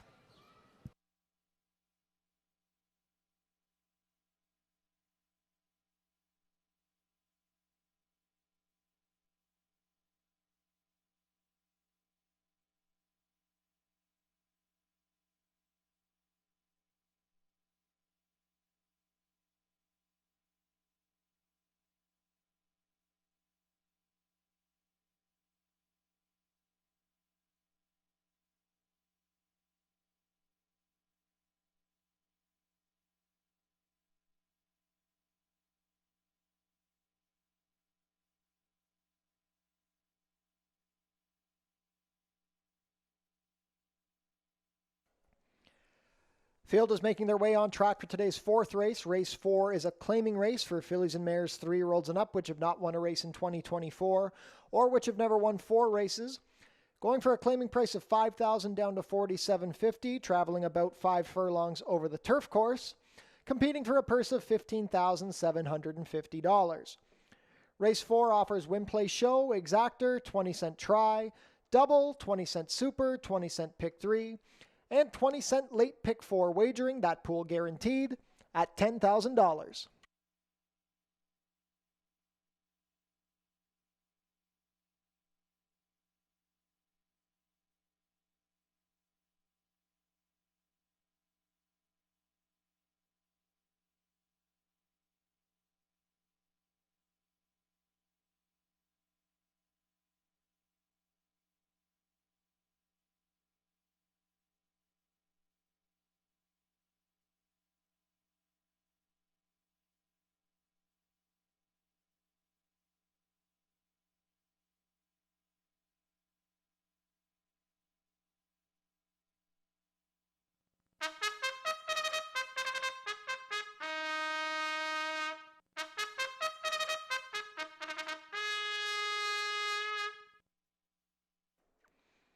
Race 4 post parade number 1 is New York Mint. Edgar Zenteno rides for trainer Michael Bennett, who owns in partnership with Judith Greaves. Scratch the 2. We'll come back to the 3, or on screen now, the 3, Easy Access. Tanika Wolf rides for owner-trainer Howard Keene. Number 4 is Miss Schiller. Mark Lee Buchanan has the call for trainer Josh Robillard and owners Aaron Rickman and Kate Simpson. Number 5, Spring High. Ishmael Mosquera pilots for trainer Julie Mathis and owner David Mathis. Radcliffe Racing Stable owned the number 6, Silver Tunes. Amanda Vandermeersch in the saddle for trainer Josh Robillard. Completing the field, number 7 is Devil in Her Heart. Alexis Sanchez rides for trainer Roy Agostino and owner Mary Lynn Agostino.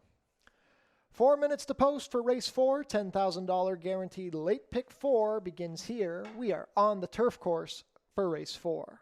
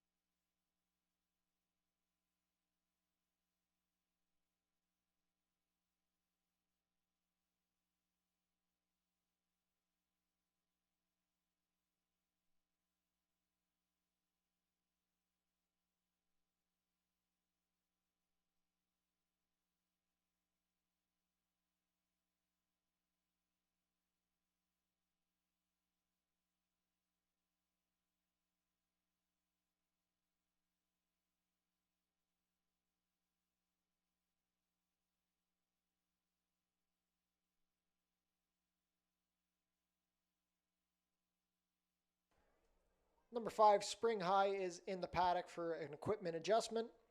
We'll be returning on track shortly. Still time to get your late pick 4 wagers in here in race 4.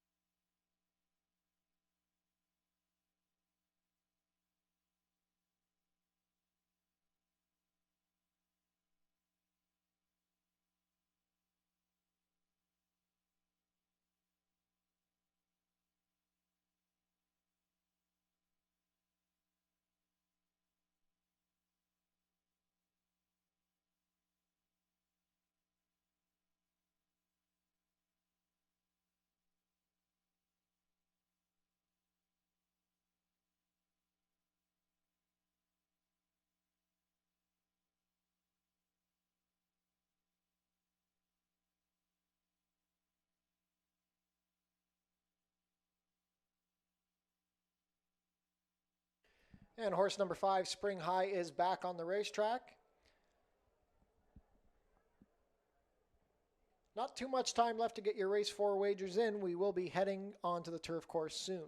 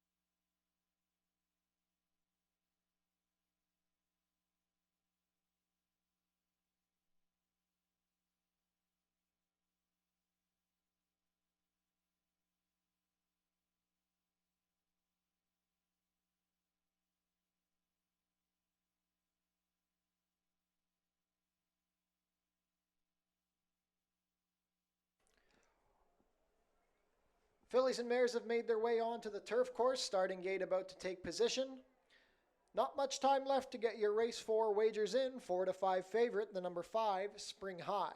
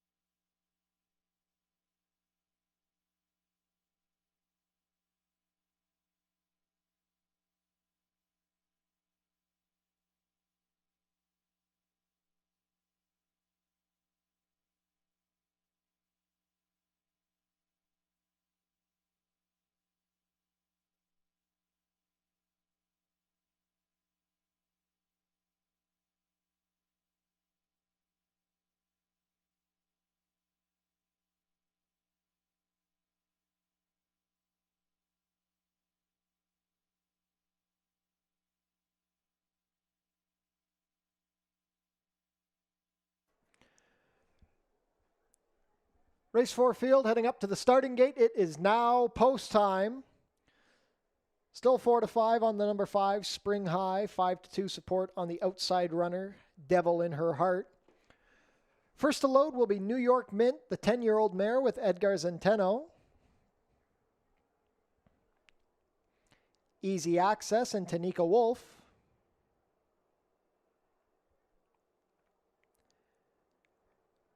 Miss Schiller and Mark Lee Buchanan.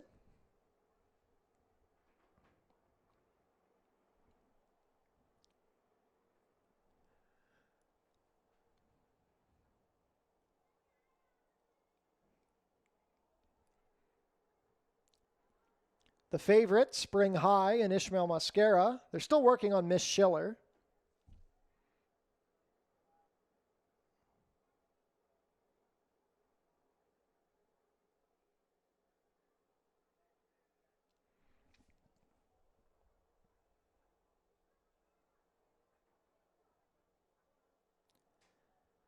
And now Miss Schiller goes up.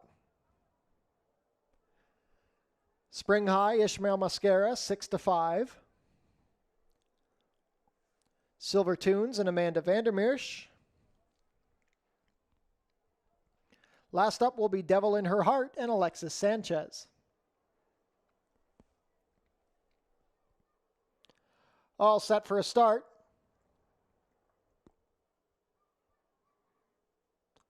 And they're off. Silver Tunes broke well, New York Mint on the inside and Devil in Her Heart deep on the course. Racing in fourth early is Easy Access. The favorite, Spring High, is going to be wide towards the back. And the early trailer under a hold is Miss Schiller. Silver Tunes is cleared to the lead. She's racing a length better than Devil in Her Heart on the outside. After the good start, New York Mint is back into third, about 3 lengths off the leaders, being joined now by Spring High. Easy Access is now racing in fifth, and the trailer is still Miss Schiller. 23-1 for the quarter. They race to the quarter pole, and Silver Tunes is now being headed by Devil in Her Heart. New York Mint is traveling well from third. Spring High needs to get going from fourth at the head of the lane. Silver Tunes responds to the challenge of Devil in Her Heart. These two are head and head as they reach the furlong pole. New York Mint trying from third. Not today for Spring High. Devil in Her Heart. Silver Tunes, they've been head and head the whole way. Now Devil in Her Heart takes a short advantage. Devil in Her Heart is edging clear to the wire. It's going to be Devil in Her Heart a half length. Silver Tunes was second, then New York Mint and Spring High. 1 minute, 4/5.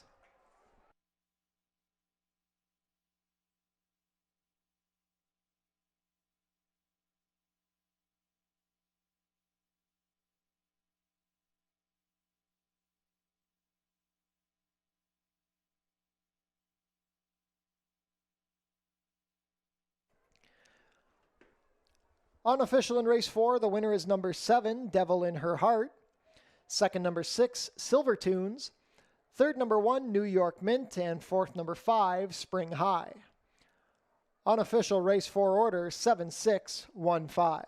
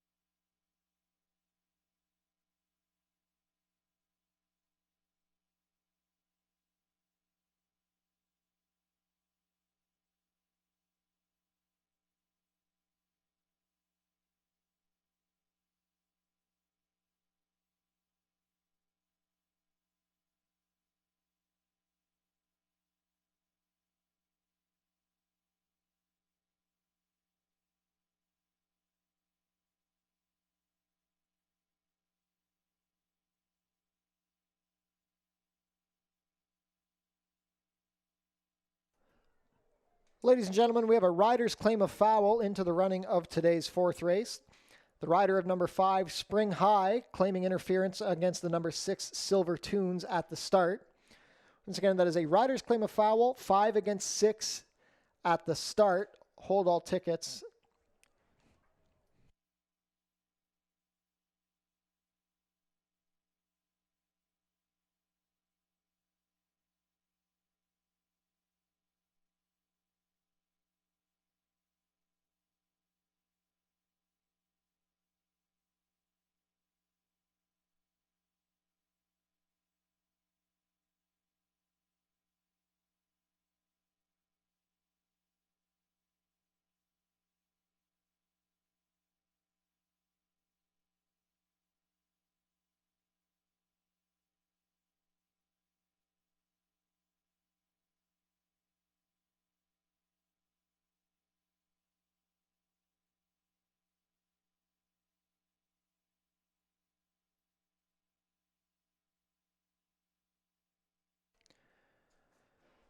Now returning to the winner's circle, the unofficial winner of today's fourth race, number 7, Devil in Her Heart. Devil in Her Heart is a 5-year-old chestnut mare by Signature Red out of Executive Star, bred here in Ontario by Sunrise Farm. Ridden to victory today by Alexis Sanchez, Devil in Her Heart is trained by Roy Augustino for Mary Lynn Augustino. First win of the 2024 season, the 4th lifetime win in 26 starts for Devil in Her Heart. She completes the about 5 furlongs over the turf course today in a time of 1 minute and 4/5. Congratulations to the connections of Devil in Her Heart. Hold all tickets as this inquiry proceeds.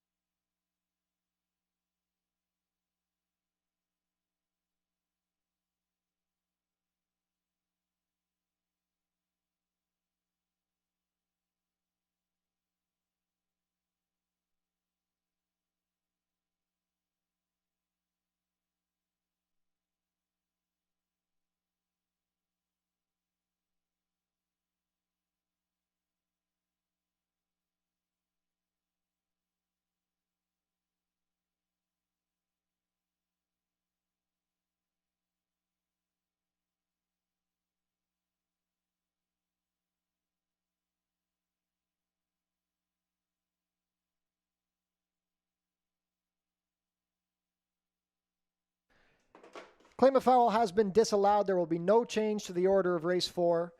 Race 4 order 7615 to be made official shortly.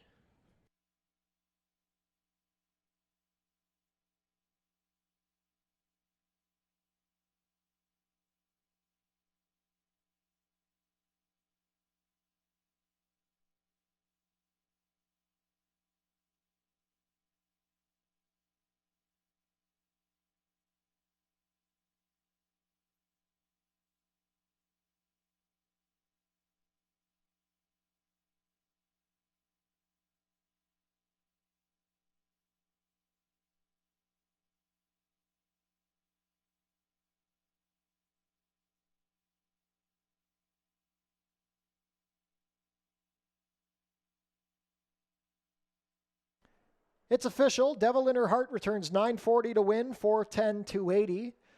Second number 6 Silver Tunes 430 to place, 320. Third number 1 New York Mint 310 to show. $2 exacta 76 $40.80. The $1 try 761 66.15. $1 super 7615 $167.75. $2 double 17 42.40. $1 pick 3 $332.10.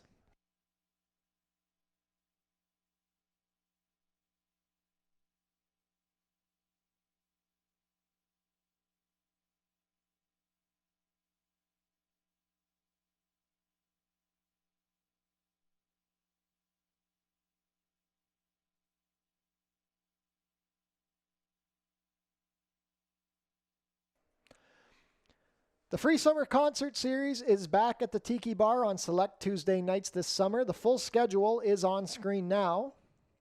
Concerts begin after the last race, usually around 7:30. Our next concert will be tomorrow after the last race, featuring the Figure 4.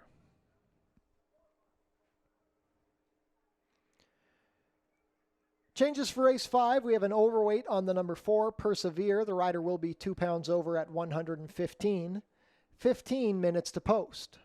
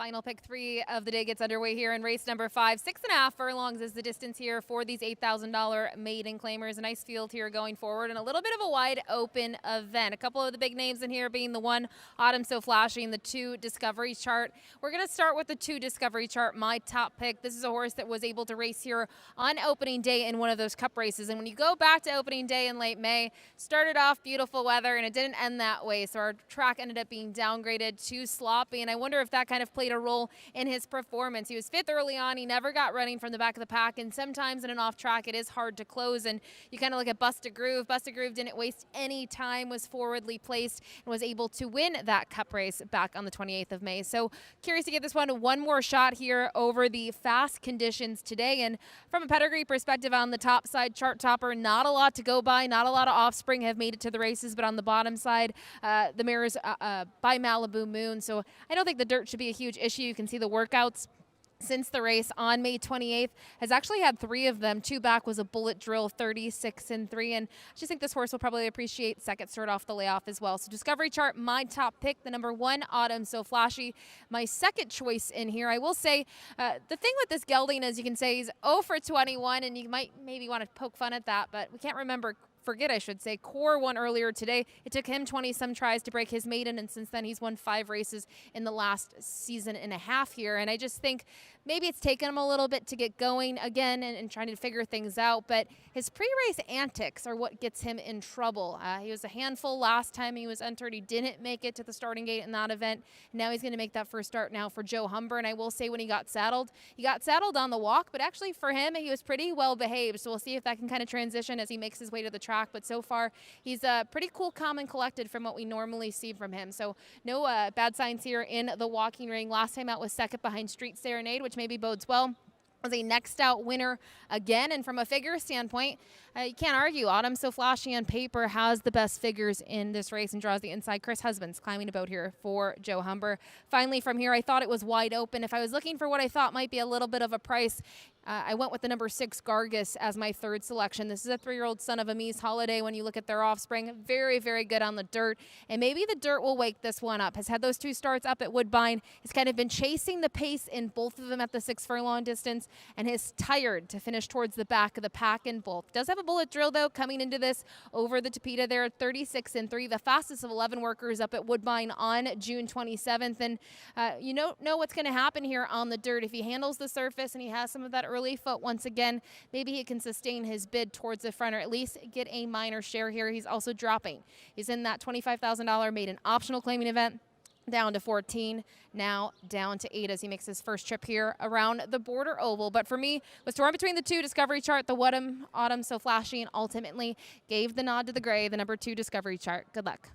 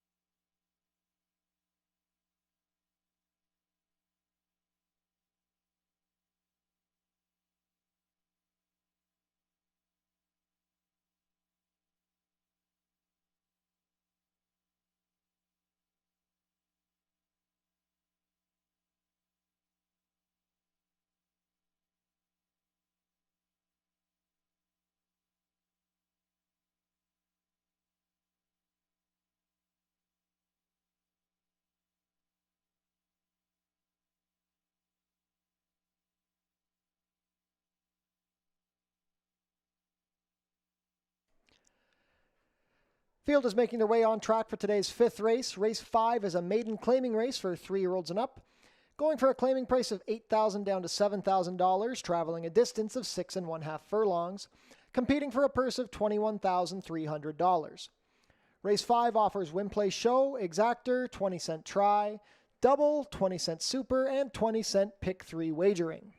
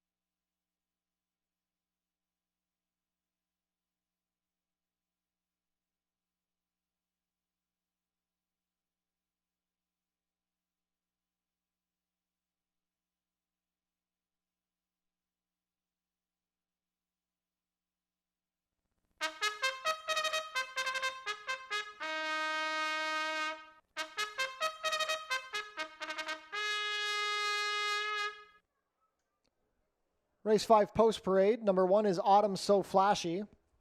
Chris Husbands rides for trainer Joe Humber and owner Gerald Erfel. Number 2 is Discovery Chart. Kirk Johnson in the saddle for trainer Danny Wills and owner Jeannie Ryan. Number 3 is Tonka Wakan. Pierre Mailhot rides for trainer Tom Steer and owner Richard Walpole. Joe Humber owns and trains the number 4, Persevere. The rider is Deshaun Gaskin. Number 5 is You See Me. Sophia Vivets pilots for owner-trainer Dale Powell. Number 6 is Gargus. Leo Salez rides for trainer Patrick Dixon and owner Colebrook Farms. Completing the field, number 7 is Best and Final. Terry Husbands pilots for trainer Josh Robillard and owner Radcliffe Racing Stable. Final pick 3 of the day starts in race 5, 1 minute to post.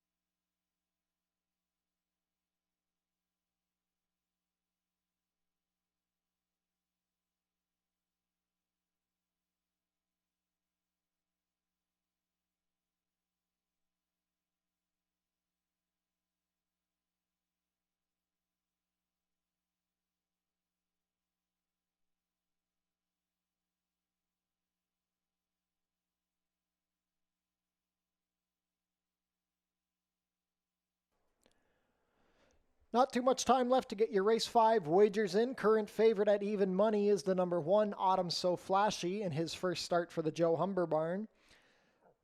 3-1 second choice is the 5, You See Me. 7-2 action on the number 2, Discovery Chart.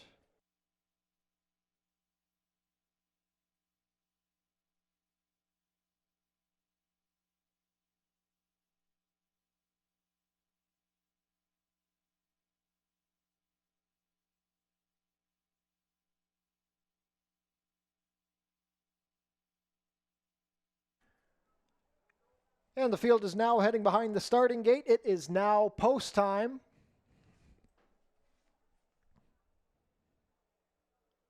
First to load, Autumn So Flashy and Chris Husbands. Discovery Chart, Kirk Johnson to gate 2. Tonka Wakan and Pierre Mailhot. Persevere with Deshaun Gaskin. You See Me and Sofia Vives to gate 5. Gargas, Leo Salas in the colors of Colebrook Farms. Last in will be Best and Final and Terry Husbands.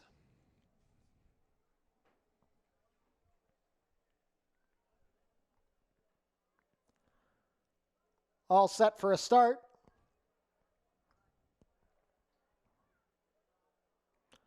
And they're off. Autumn So Flashy broke well from the rail. Persevere also showing speed. The stablemate's going to make the early pace. Gargas is forwardly placed with You See Me. Racing between horses is Tonka Wakan. At the back early will be Best and Final and Discovery Chart.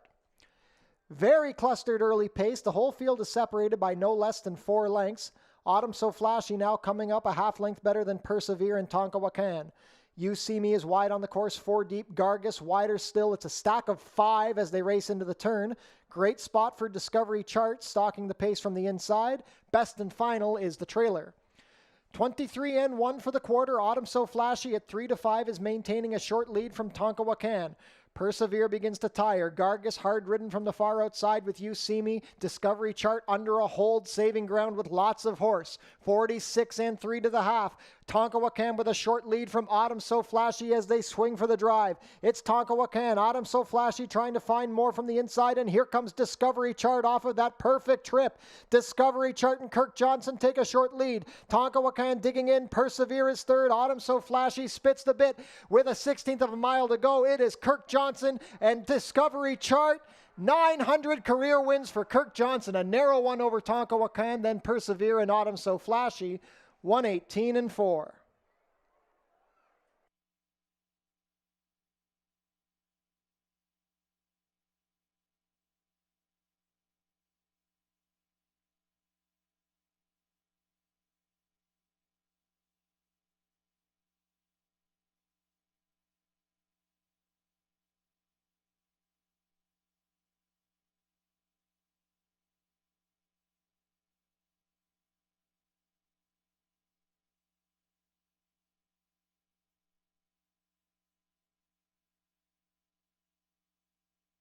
Photo finish in race 5.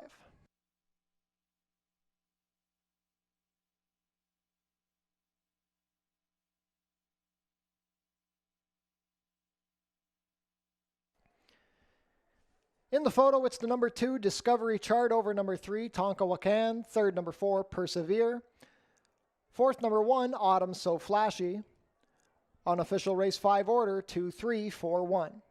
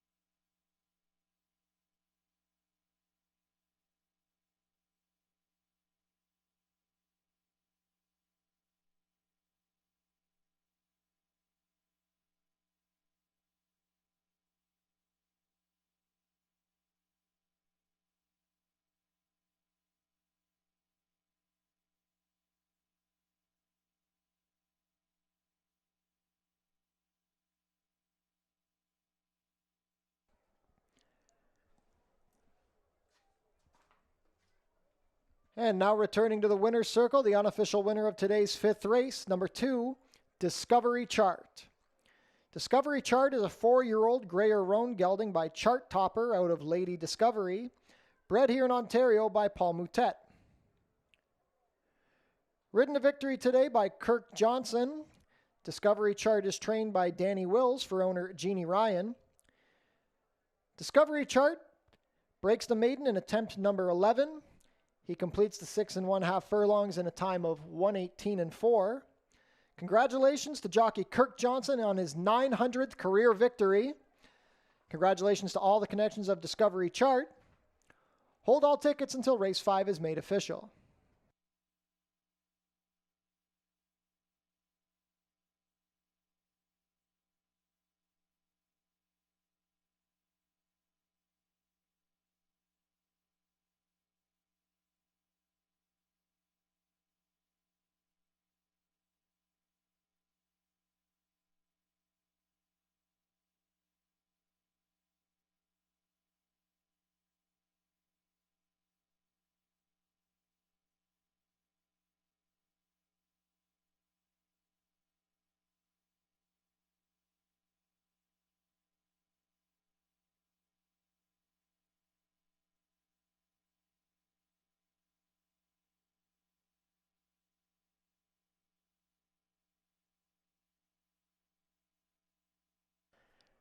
And once again, congratulations to jockey Kirk Johnson on 900 career wins.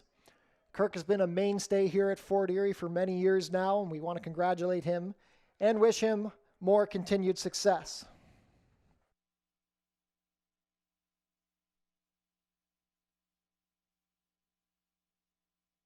It's official, prices are up. Discovery Chart, $16.90 to win, $775.10. Second, number 3, Tonka Wakan, $570 to place, $370. Third, number 4, Persevere, $760 to show. $2 exacta, 2-3, $76.50. The $1 try, 2-3-4, $389.30. $1 super, 2-3-4-1, $737.15.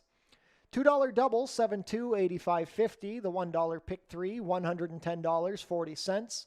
$1 pick 4, $2,130.45. And the $1 early pick 5, $11,501.40.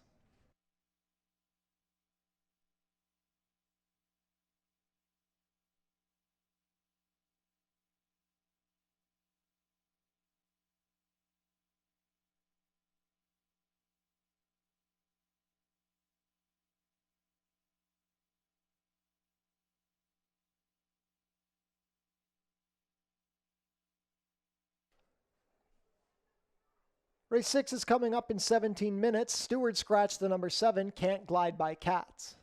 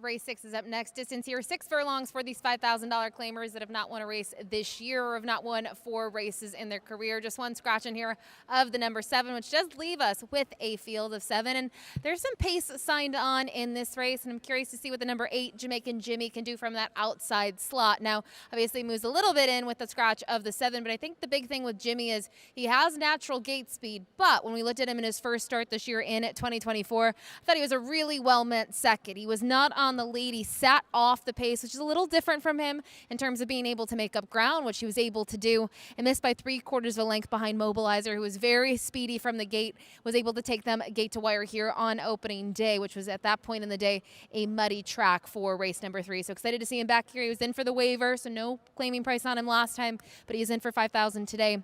And Centeno stays aboard here for Mark Fournier. Loves it here at Fort Erie. 3 wins have come here on the main track. Now, outside of him, the number 3, Palace Prince, I think is a little intriguing here for Juan Pablo Silva. This is a horse who did not really handle the turf all the best last time out. It was going further. It was at the 7/8 distance. Hiatus was a much the best winner. The 3rd place finisher, Paperback Hero, came back to win next time out. So a productive event nonetheless. But I think it's really key getting him back on the dirt, because when you look at his performance in that same race that Jamaican Jimmy exits, Palace Prince was 3rd in that event and was very far back early on. He was only actually in front of 2 horses in the early stages of the race. He made up a ton of ground to only miss by a length and a quarter, and I think with a little bit better of a trip today, he can fare well. Now, his go-to rider in those starts is not here today, but Ismael Mosquera picks up the mount here for these connections. So I think he makes a lot of sense. Curious to see sort of the off odds on Palace Prince in this spot. And finally, the number 1, Halflit. His 2 starts this year and the last 2 on the fast track, they've both been at 6.5. And the big thing with him, he has a ton of early foot. He draws the inside. So we know that Halflit figures to be forwardly placed in here. The slight cutback in distance to 6 furlongs should suit him well, but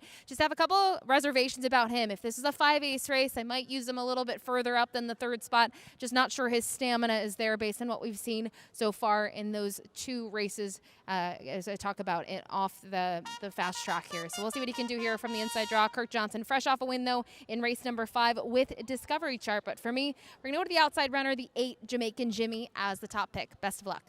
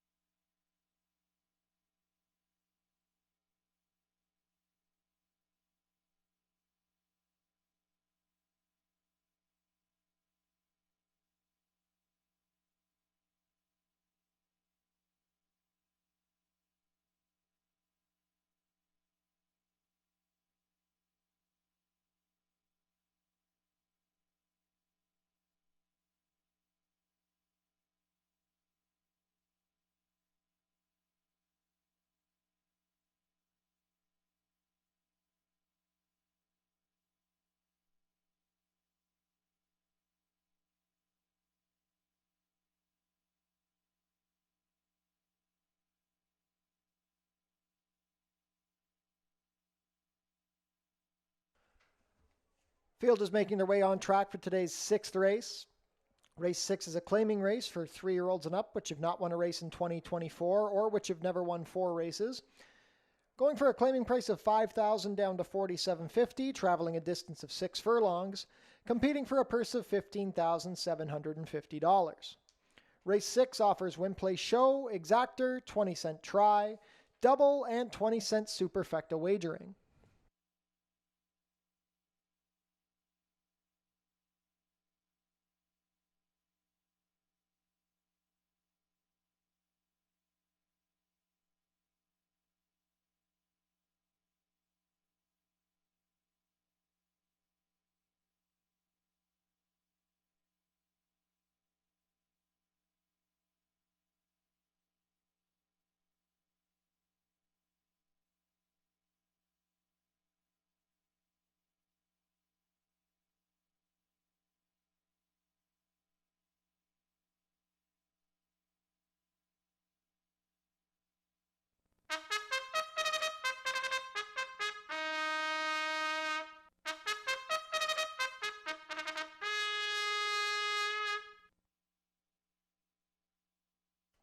Race 6 post parade number 1 is Half Lit.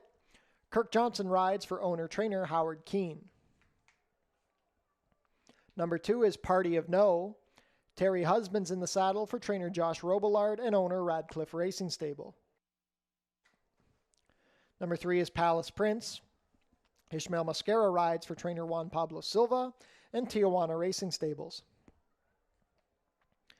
Number 4 is Exceed. Chris Husbands has the call for trainer Roy Augustino and owner Mary Lynn Augustino. Number 5, Bend in the River. Mark Lee Buchanan riding for trainer Julie Mathis. Goes for the ownership of Bruno Schickedans. Number 6 is Great Go-Go. Emil Ram Sammy pilots for trainer Bill McMahon and owner Janelle McMahon. Scratch the number 7, number 8, Jamaican Jimmy. Edgar Zenteno rides for trainer Mark Fournier and owners Tanya Orth and Scott Leith. 1 minute to post for race 6, late double wagering offered here.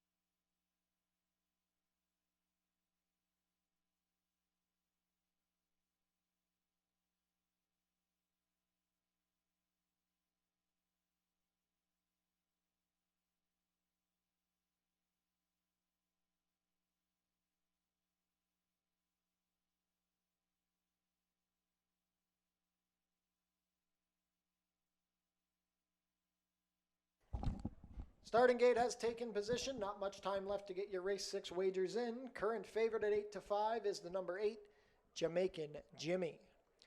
Close second choice at 2-1 is the 3, Palace Prince.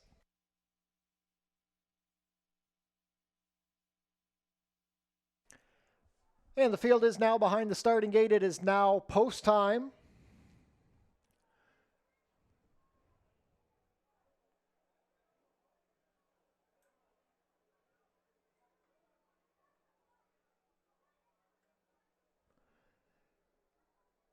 Set to begin loading for today's 6th race. Late double wagering kicking off here. First up, Half Lit and Kirk Johnson. Party of No and Terry Husbands to gate 2. Palace Prince, Ishmael Mascara.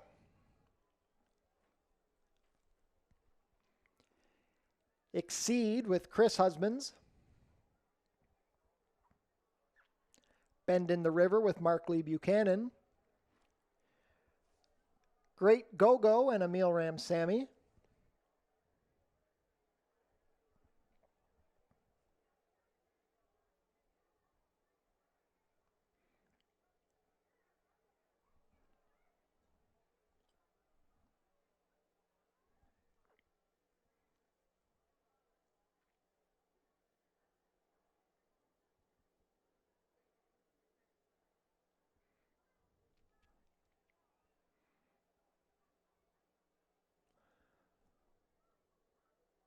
Last to go forward, but still a ways from the gate, it will be Jamaican Jimmy.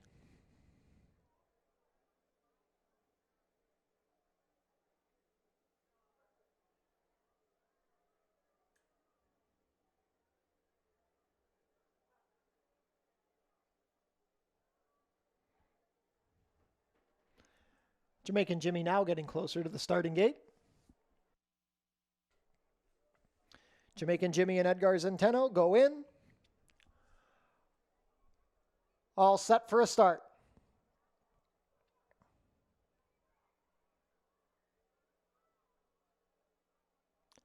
And they're off. Very good beginning. Bend in the River showing speed from the center with Great Go-Go to his outside. Showing speed from the inside is Palace Prince. Exceed racing in the middle with Half Lit saving ground. Jamaican Jimmy, the favorite, is wide on the course. He's near the back with Party of No. Great Go-Go and Emil Ramsamy have taken control within the 4.5 furlong pole. They're a length clear of Bend in the River. Racing in third is Palace Prince. Jamaican Jimmy into fourth on the outside of Exceed. Then Party of No, and the new trailer is Half Lit, who's in tight on heels into the turn. 22 and 2 for the opening quarter. Great Go-Go still has the lead. He's a length and a half clear of Bend in the River. Jamaican Jimmy has moved comfortably into third past Palace Prince. Party of No racing in fifth with Exceed, then Half Lit still trails.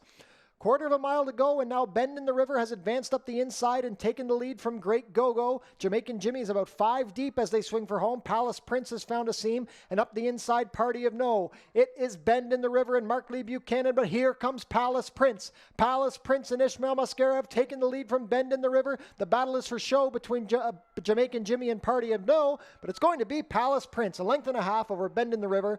Party of No and Jamaican Jimmy, 1, 10, and 3.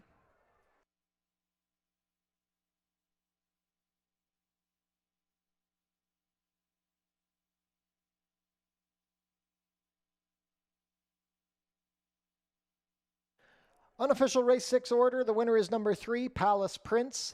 Second is the 5, Bend in the River. Third, number 2, Party of No. And fourth, number 8, Jamaican Jimmy. Unofficial race 6 order, 3, 5, 2, 8.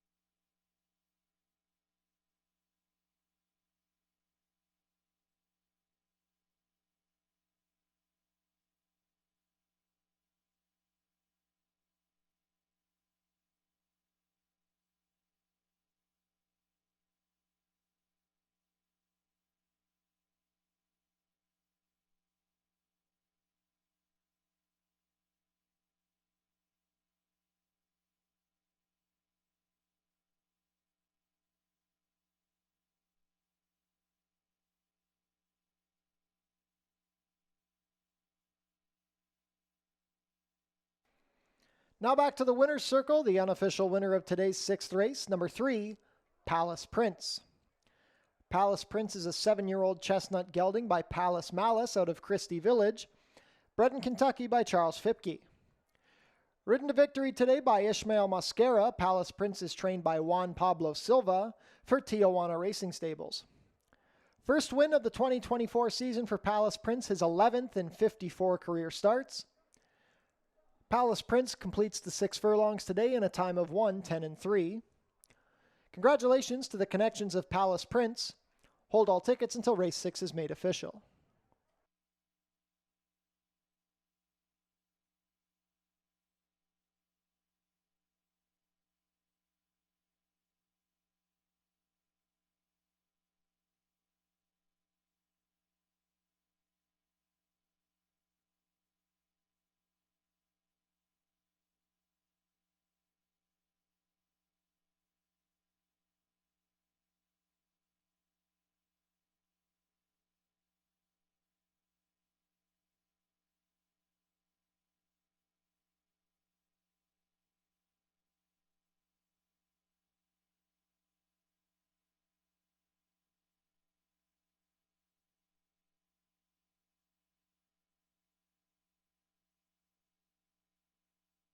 Race 6 is now official.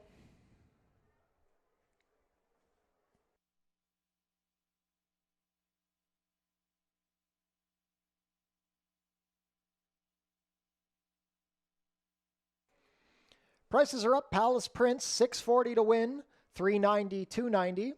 Number 5, Bend in the River, second, $8 to place, $5.20. Third, number 2, Party of No, $8.60 to show.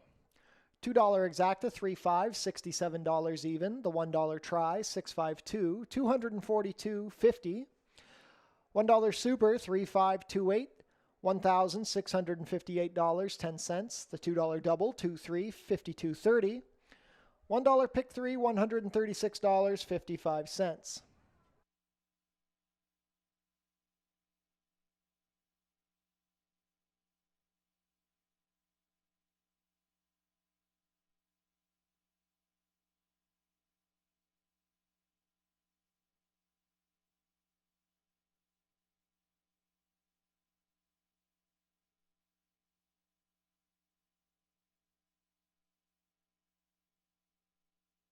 Become a member of HPIBet.com today. Get $100 when you bet $100, plus your first bet is on us. Treat your team to an exciting day at the races. It's only $13.50 per person. The track pack includes 1 food item, 1 drink, and a Fort Erie live racing program. For more information, go to our website.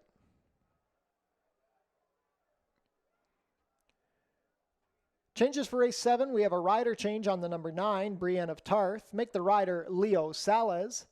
17 minutes to post.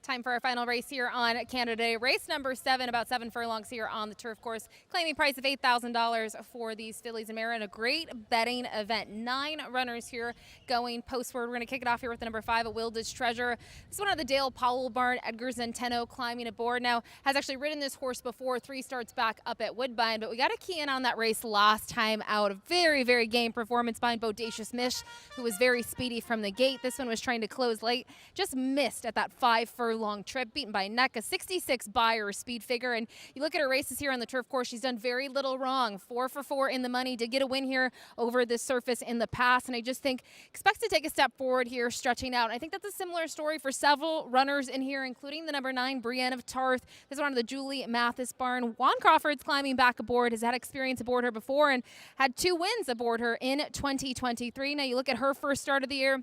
She exits the same race here as the number 5, a Wildest Treasure, and just didn't fire with 5 ace. Has worked for her sometimes in the past. It just didn't seem to work. Really never made up any ground in there. I just expect a better trip, not only at this extended distance of about 7 ace, getting that extra turn in there, but also the fact second start since late October up at Woodbine. We'll see if this one can do is taking some respect from that 8-1 morning line. And rounding it out, it's the number 1, Seeds of Grandeur, for my top picks. This is a horse that's done very well here locally over the turf course, and you can look at that race on June 4th and say, well, that was a head scratcher. No, it wasn't. This horse hates the dirt here. Really just needed a race maybe to get some fitness under her belt, and then to see her get on the turf course last time out, she did everything right. She only had 1 horse behind her early on. She closed late with a wicked turn of foot while in for 9,000. She drew clear by 2 1/4. Now she draws the inside in here, which necessarily maybe not the most ideal, but hopefully she just gets a trip where she can save some ground, and we'll see if she has that late turn of foot that she showed here just a couple of weeks ago.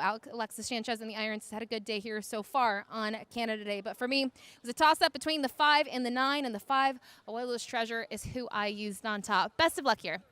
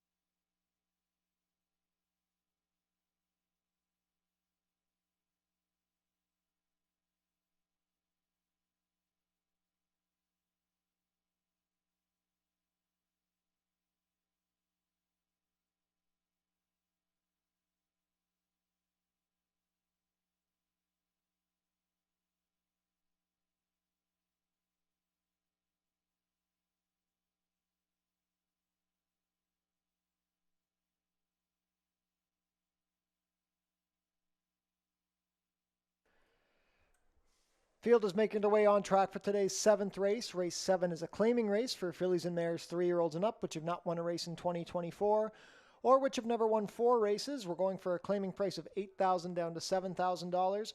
Traveling a distance of about 7 furlongs over the turf course, competing for a purse of $22,200. Race 7 offers win, place, show, exactor, 20-cent try, 20-cent super, and 20-cent jackpot high five wagering, the carryover in excess of $7,800.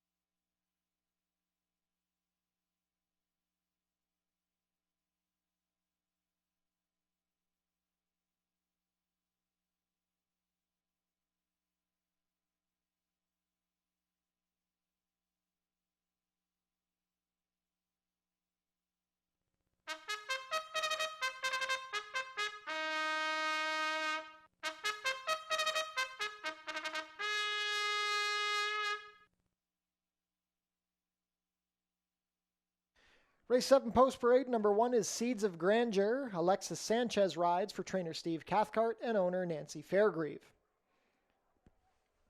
Number 2, Joy in the Battle. Ishmael Mascara has the call for trainer Juan Pablo Silva and owner Tijuana Racing Stables. P413 Racing owned the number 3, Little Fire. Kirk Johnson rides for trainer Roy Agostino. Number 4, A Gal for TJ. Mark Lee Buchanan rides for trainer Julie Mathis and owner Bruno Schickadans. Number 5 is A Wild as Treasure. Edgar Zenteno rides, Dale Powell owns and trains. Number 6 is Mimi's Holiday. Amanda Vandermeer's pilots for trainer Josh Robillard and owner Radcliffe Racing Stable. Doodle Dandy, the number 7, Terry Husbands in the saddle for trainer Lindsay Hode, who owns in partnership with Joseph Hode. Number 8 is Pacenza. Deshaun Gaskin rides for trainer Joe Humber and owner Hey Ho Stables. Completing the field, number 8 is Brienne of Tarth. Leo Salas picks up the mount for trainer Julie Mathis and owner David Mathis. 2 minutes to post for race 7, jackpot high five wagering offered here. We are on the turf course.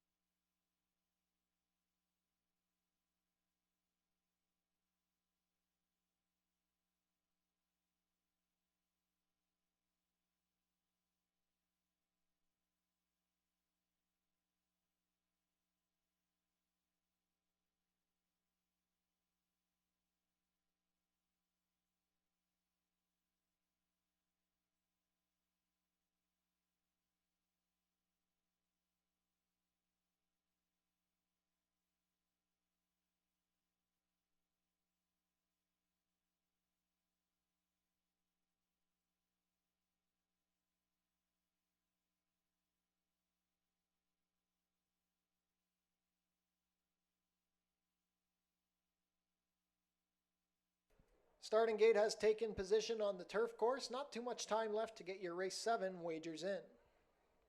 Jackpot high five wagering offered here in race 7. The current favorite at 2-1 is the number 2, Joy in the Battle.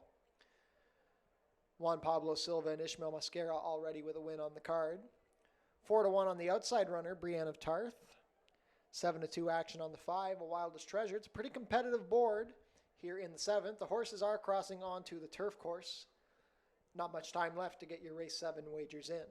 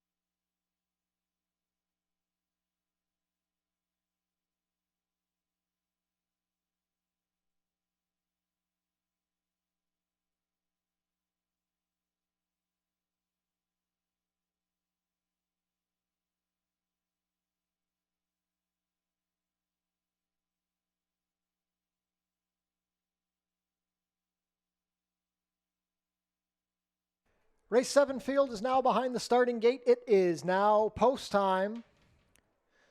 Still a wide open betting board. 3-1 favorite is the 2, Joy in the Battle. 7-2 action on numbers 5 and 9. Any one of these three could end up as favorite. The first to go in is Seeds of Grandeur and Alexis Sanchez, a last out winner. Joy in the Battle and Ishmael Mascara. Mascara and Juan Pablo Silva looking to sweep the late double. Little Fire and Kirk Johnson. A Gal for TJ with Mark Lee Buchanan. A Wild as Treasure with Edgar Zenteno. Mimi's Holiday, Amanda Vandermeersch. Doodle Dandy and Terry Husbands, Gate 7.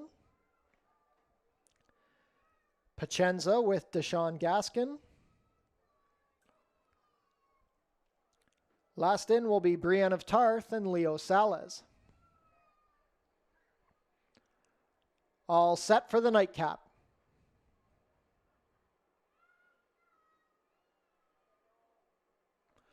And they're off. A Wildest Treasure showing speed from the center. Joy in the Battle now taking the lead. Also racing forwardly is A Gal for TJ. Seeds of Grandeur is well spotted along the rail from fourth, sharing that position with Pacenza. Then we have Mimi's Holiday, Brienne of Tarth, Little Fire, and the early trailer, as expected, is Doodle Dandy. Joy in the Battle has taken the lead, a length and a half better than A Wildest Treasure as the field begins to spread out. A Gal from TJ is running in third, about 3 lengths off the leaders. Then it's 2 more to Seeds of Grandeur. Pacenza has found the rail. Then we have Mimi's Holiday, Little Fire, Brienne of Tarth, and still at the back, Doodle Dandy. 24 and 3 for a sensible opening quarter sent by Joy in the Battle, who was bet down to 2-5 in the last jump. A Wildest Treasure is tracking from second. A Gal from TJ, 3 lengths off the lead from third. They're still very well spread out as they race into the far turn. Seeds of Grandeur is fourth, not gaining much ground. It's a gap of 4 more to Mimi's Holiday. Mimi's Holiday now being joined by Brienne of Tarth, Little Fire. At the back are Doodle Dandy and Pacenza.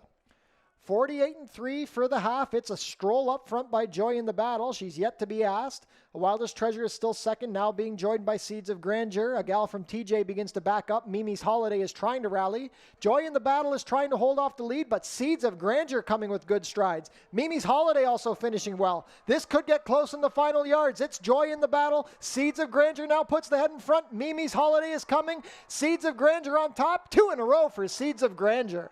Seeds of Grandeur over Joy in the Battle and a fast-closing Mimi's Holiday. Close for 4th and 5th between A Wildest Treasure and Little Fire. 129 flat.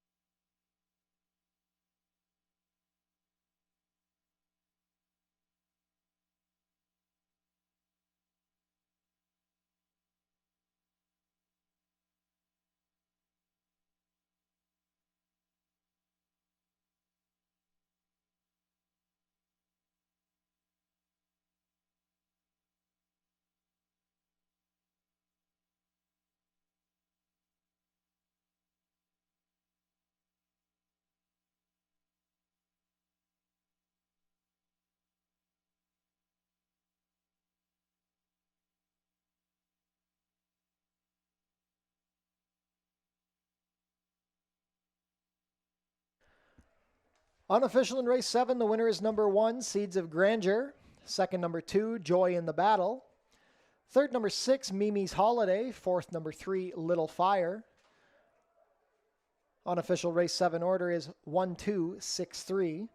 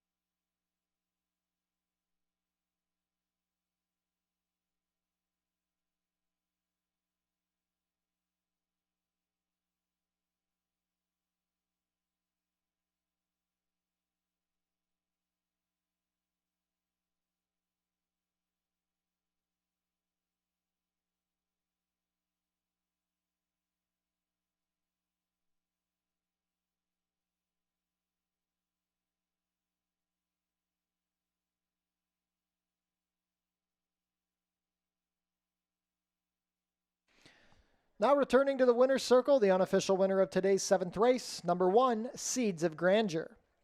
Seeds of Grandeur is a 5-year-old bay mare by Palace out of Top Seeded, bred in Kentucky by Richard Forbush. Ridden to victory today by Alexis Sanchez. That's a double on the card for Sanchez. Seeds of Grandeur is trained by Steve Cathcart for owner Nancy Fairgrieve. Second win of the 2024 season, 4th lifetime win in 13 starts for Seeds of Grandeur. She loves the Fort Erie turf course. She completes the about 7 furlongs today in a time of 1:29 flat. Congratulations to the connections of Seeds of Grandeur. Hold all tickets until race 7 is made official.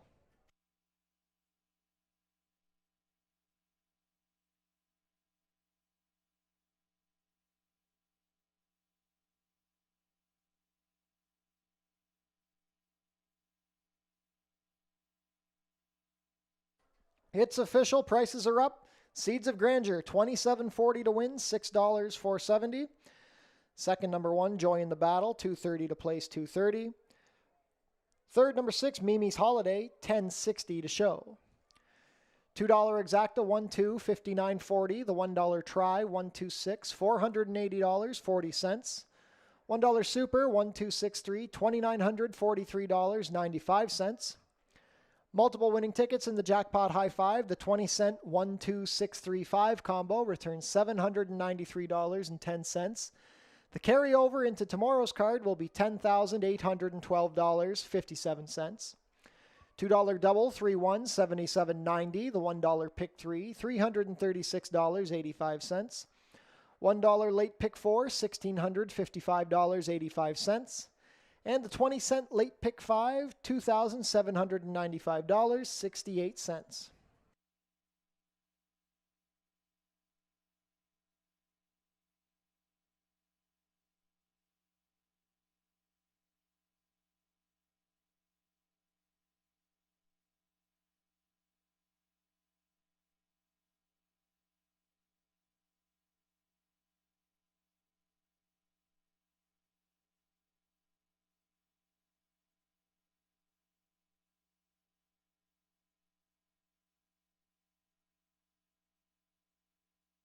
On screen now, the 4th place photo from race 7.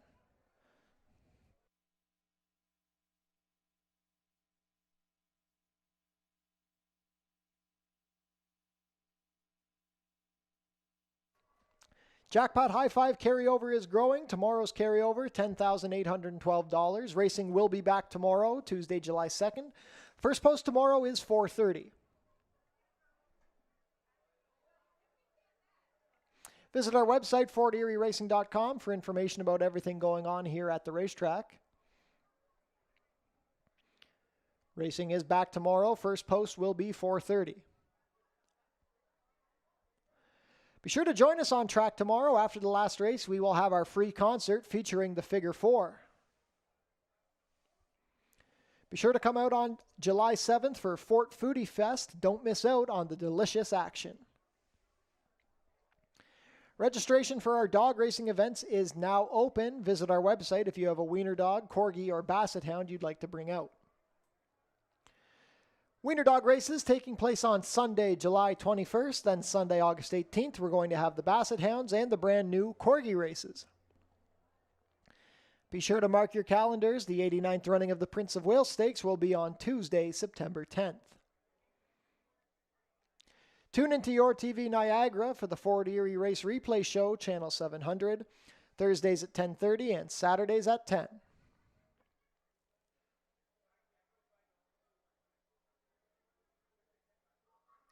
That concludes the Monday action here at Fort Erie Racetrack. We want to thank everybody for joining us today. Nice to see such a good crowd out to celebrate the holiday. We want to wish everybody a great rest of your Canada Day. We will see you tomorrow at 4:30. We hope to see you all back out for our free concert featuring the Figure 4.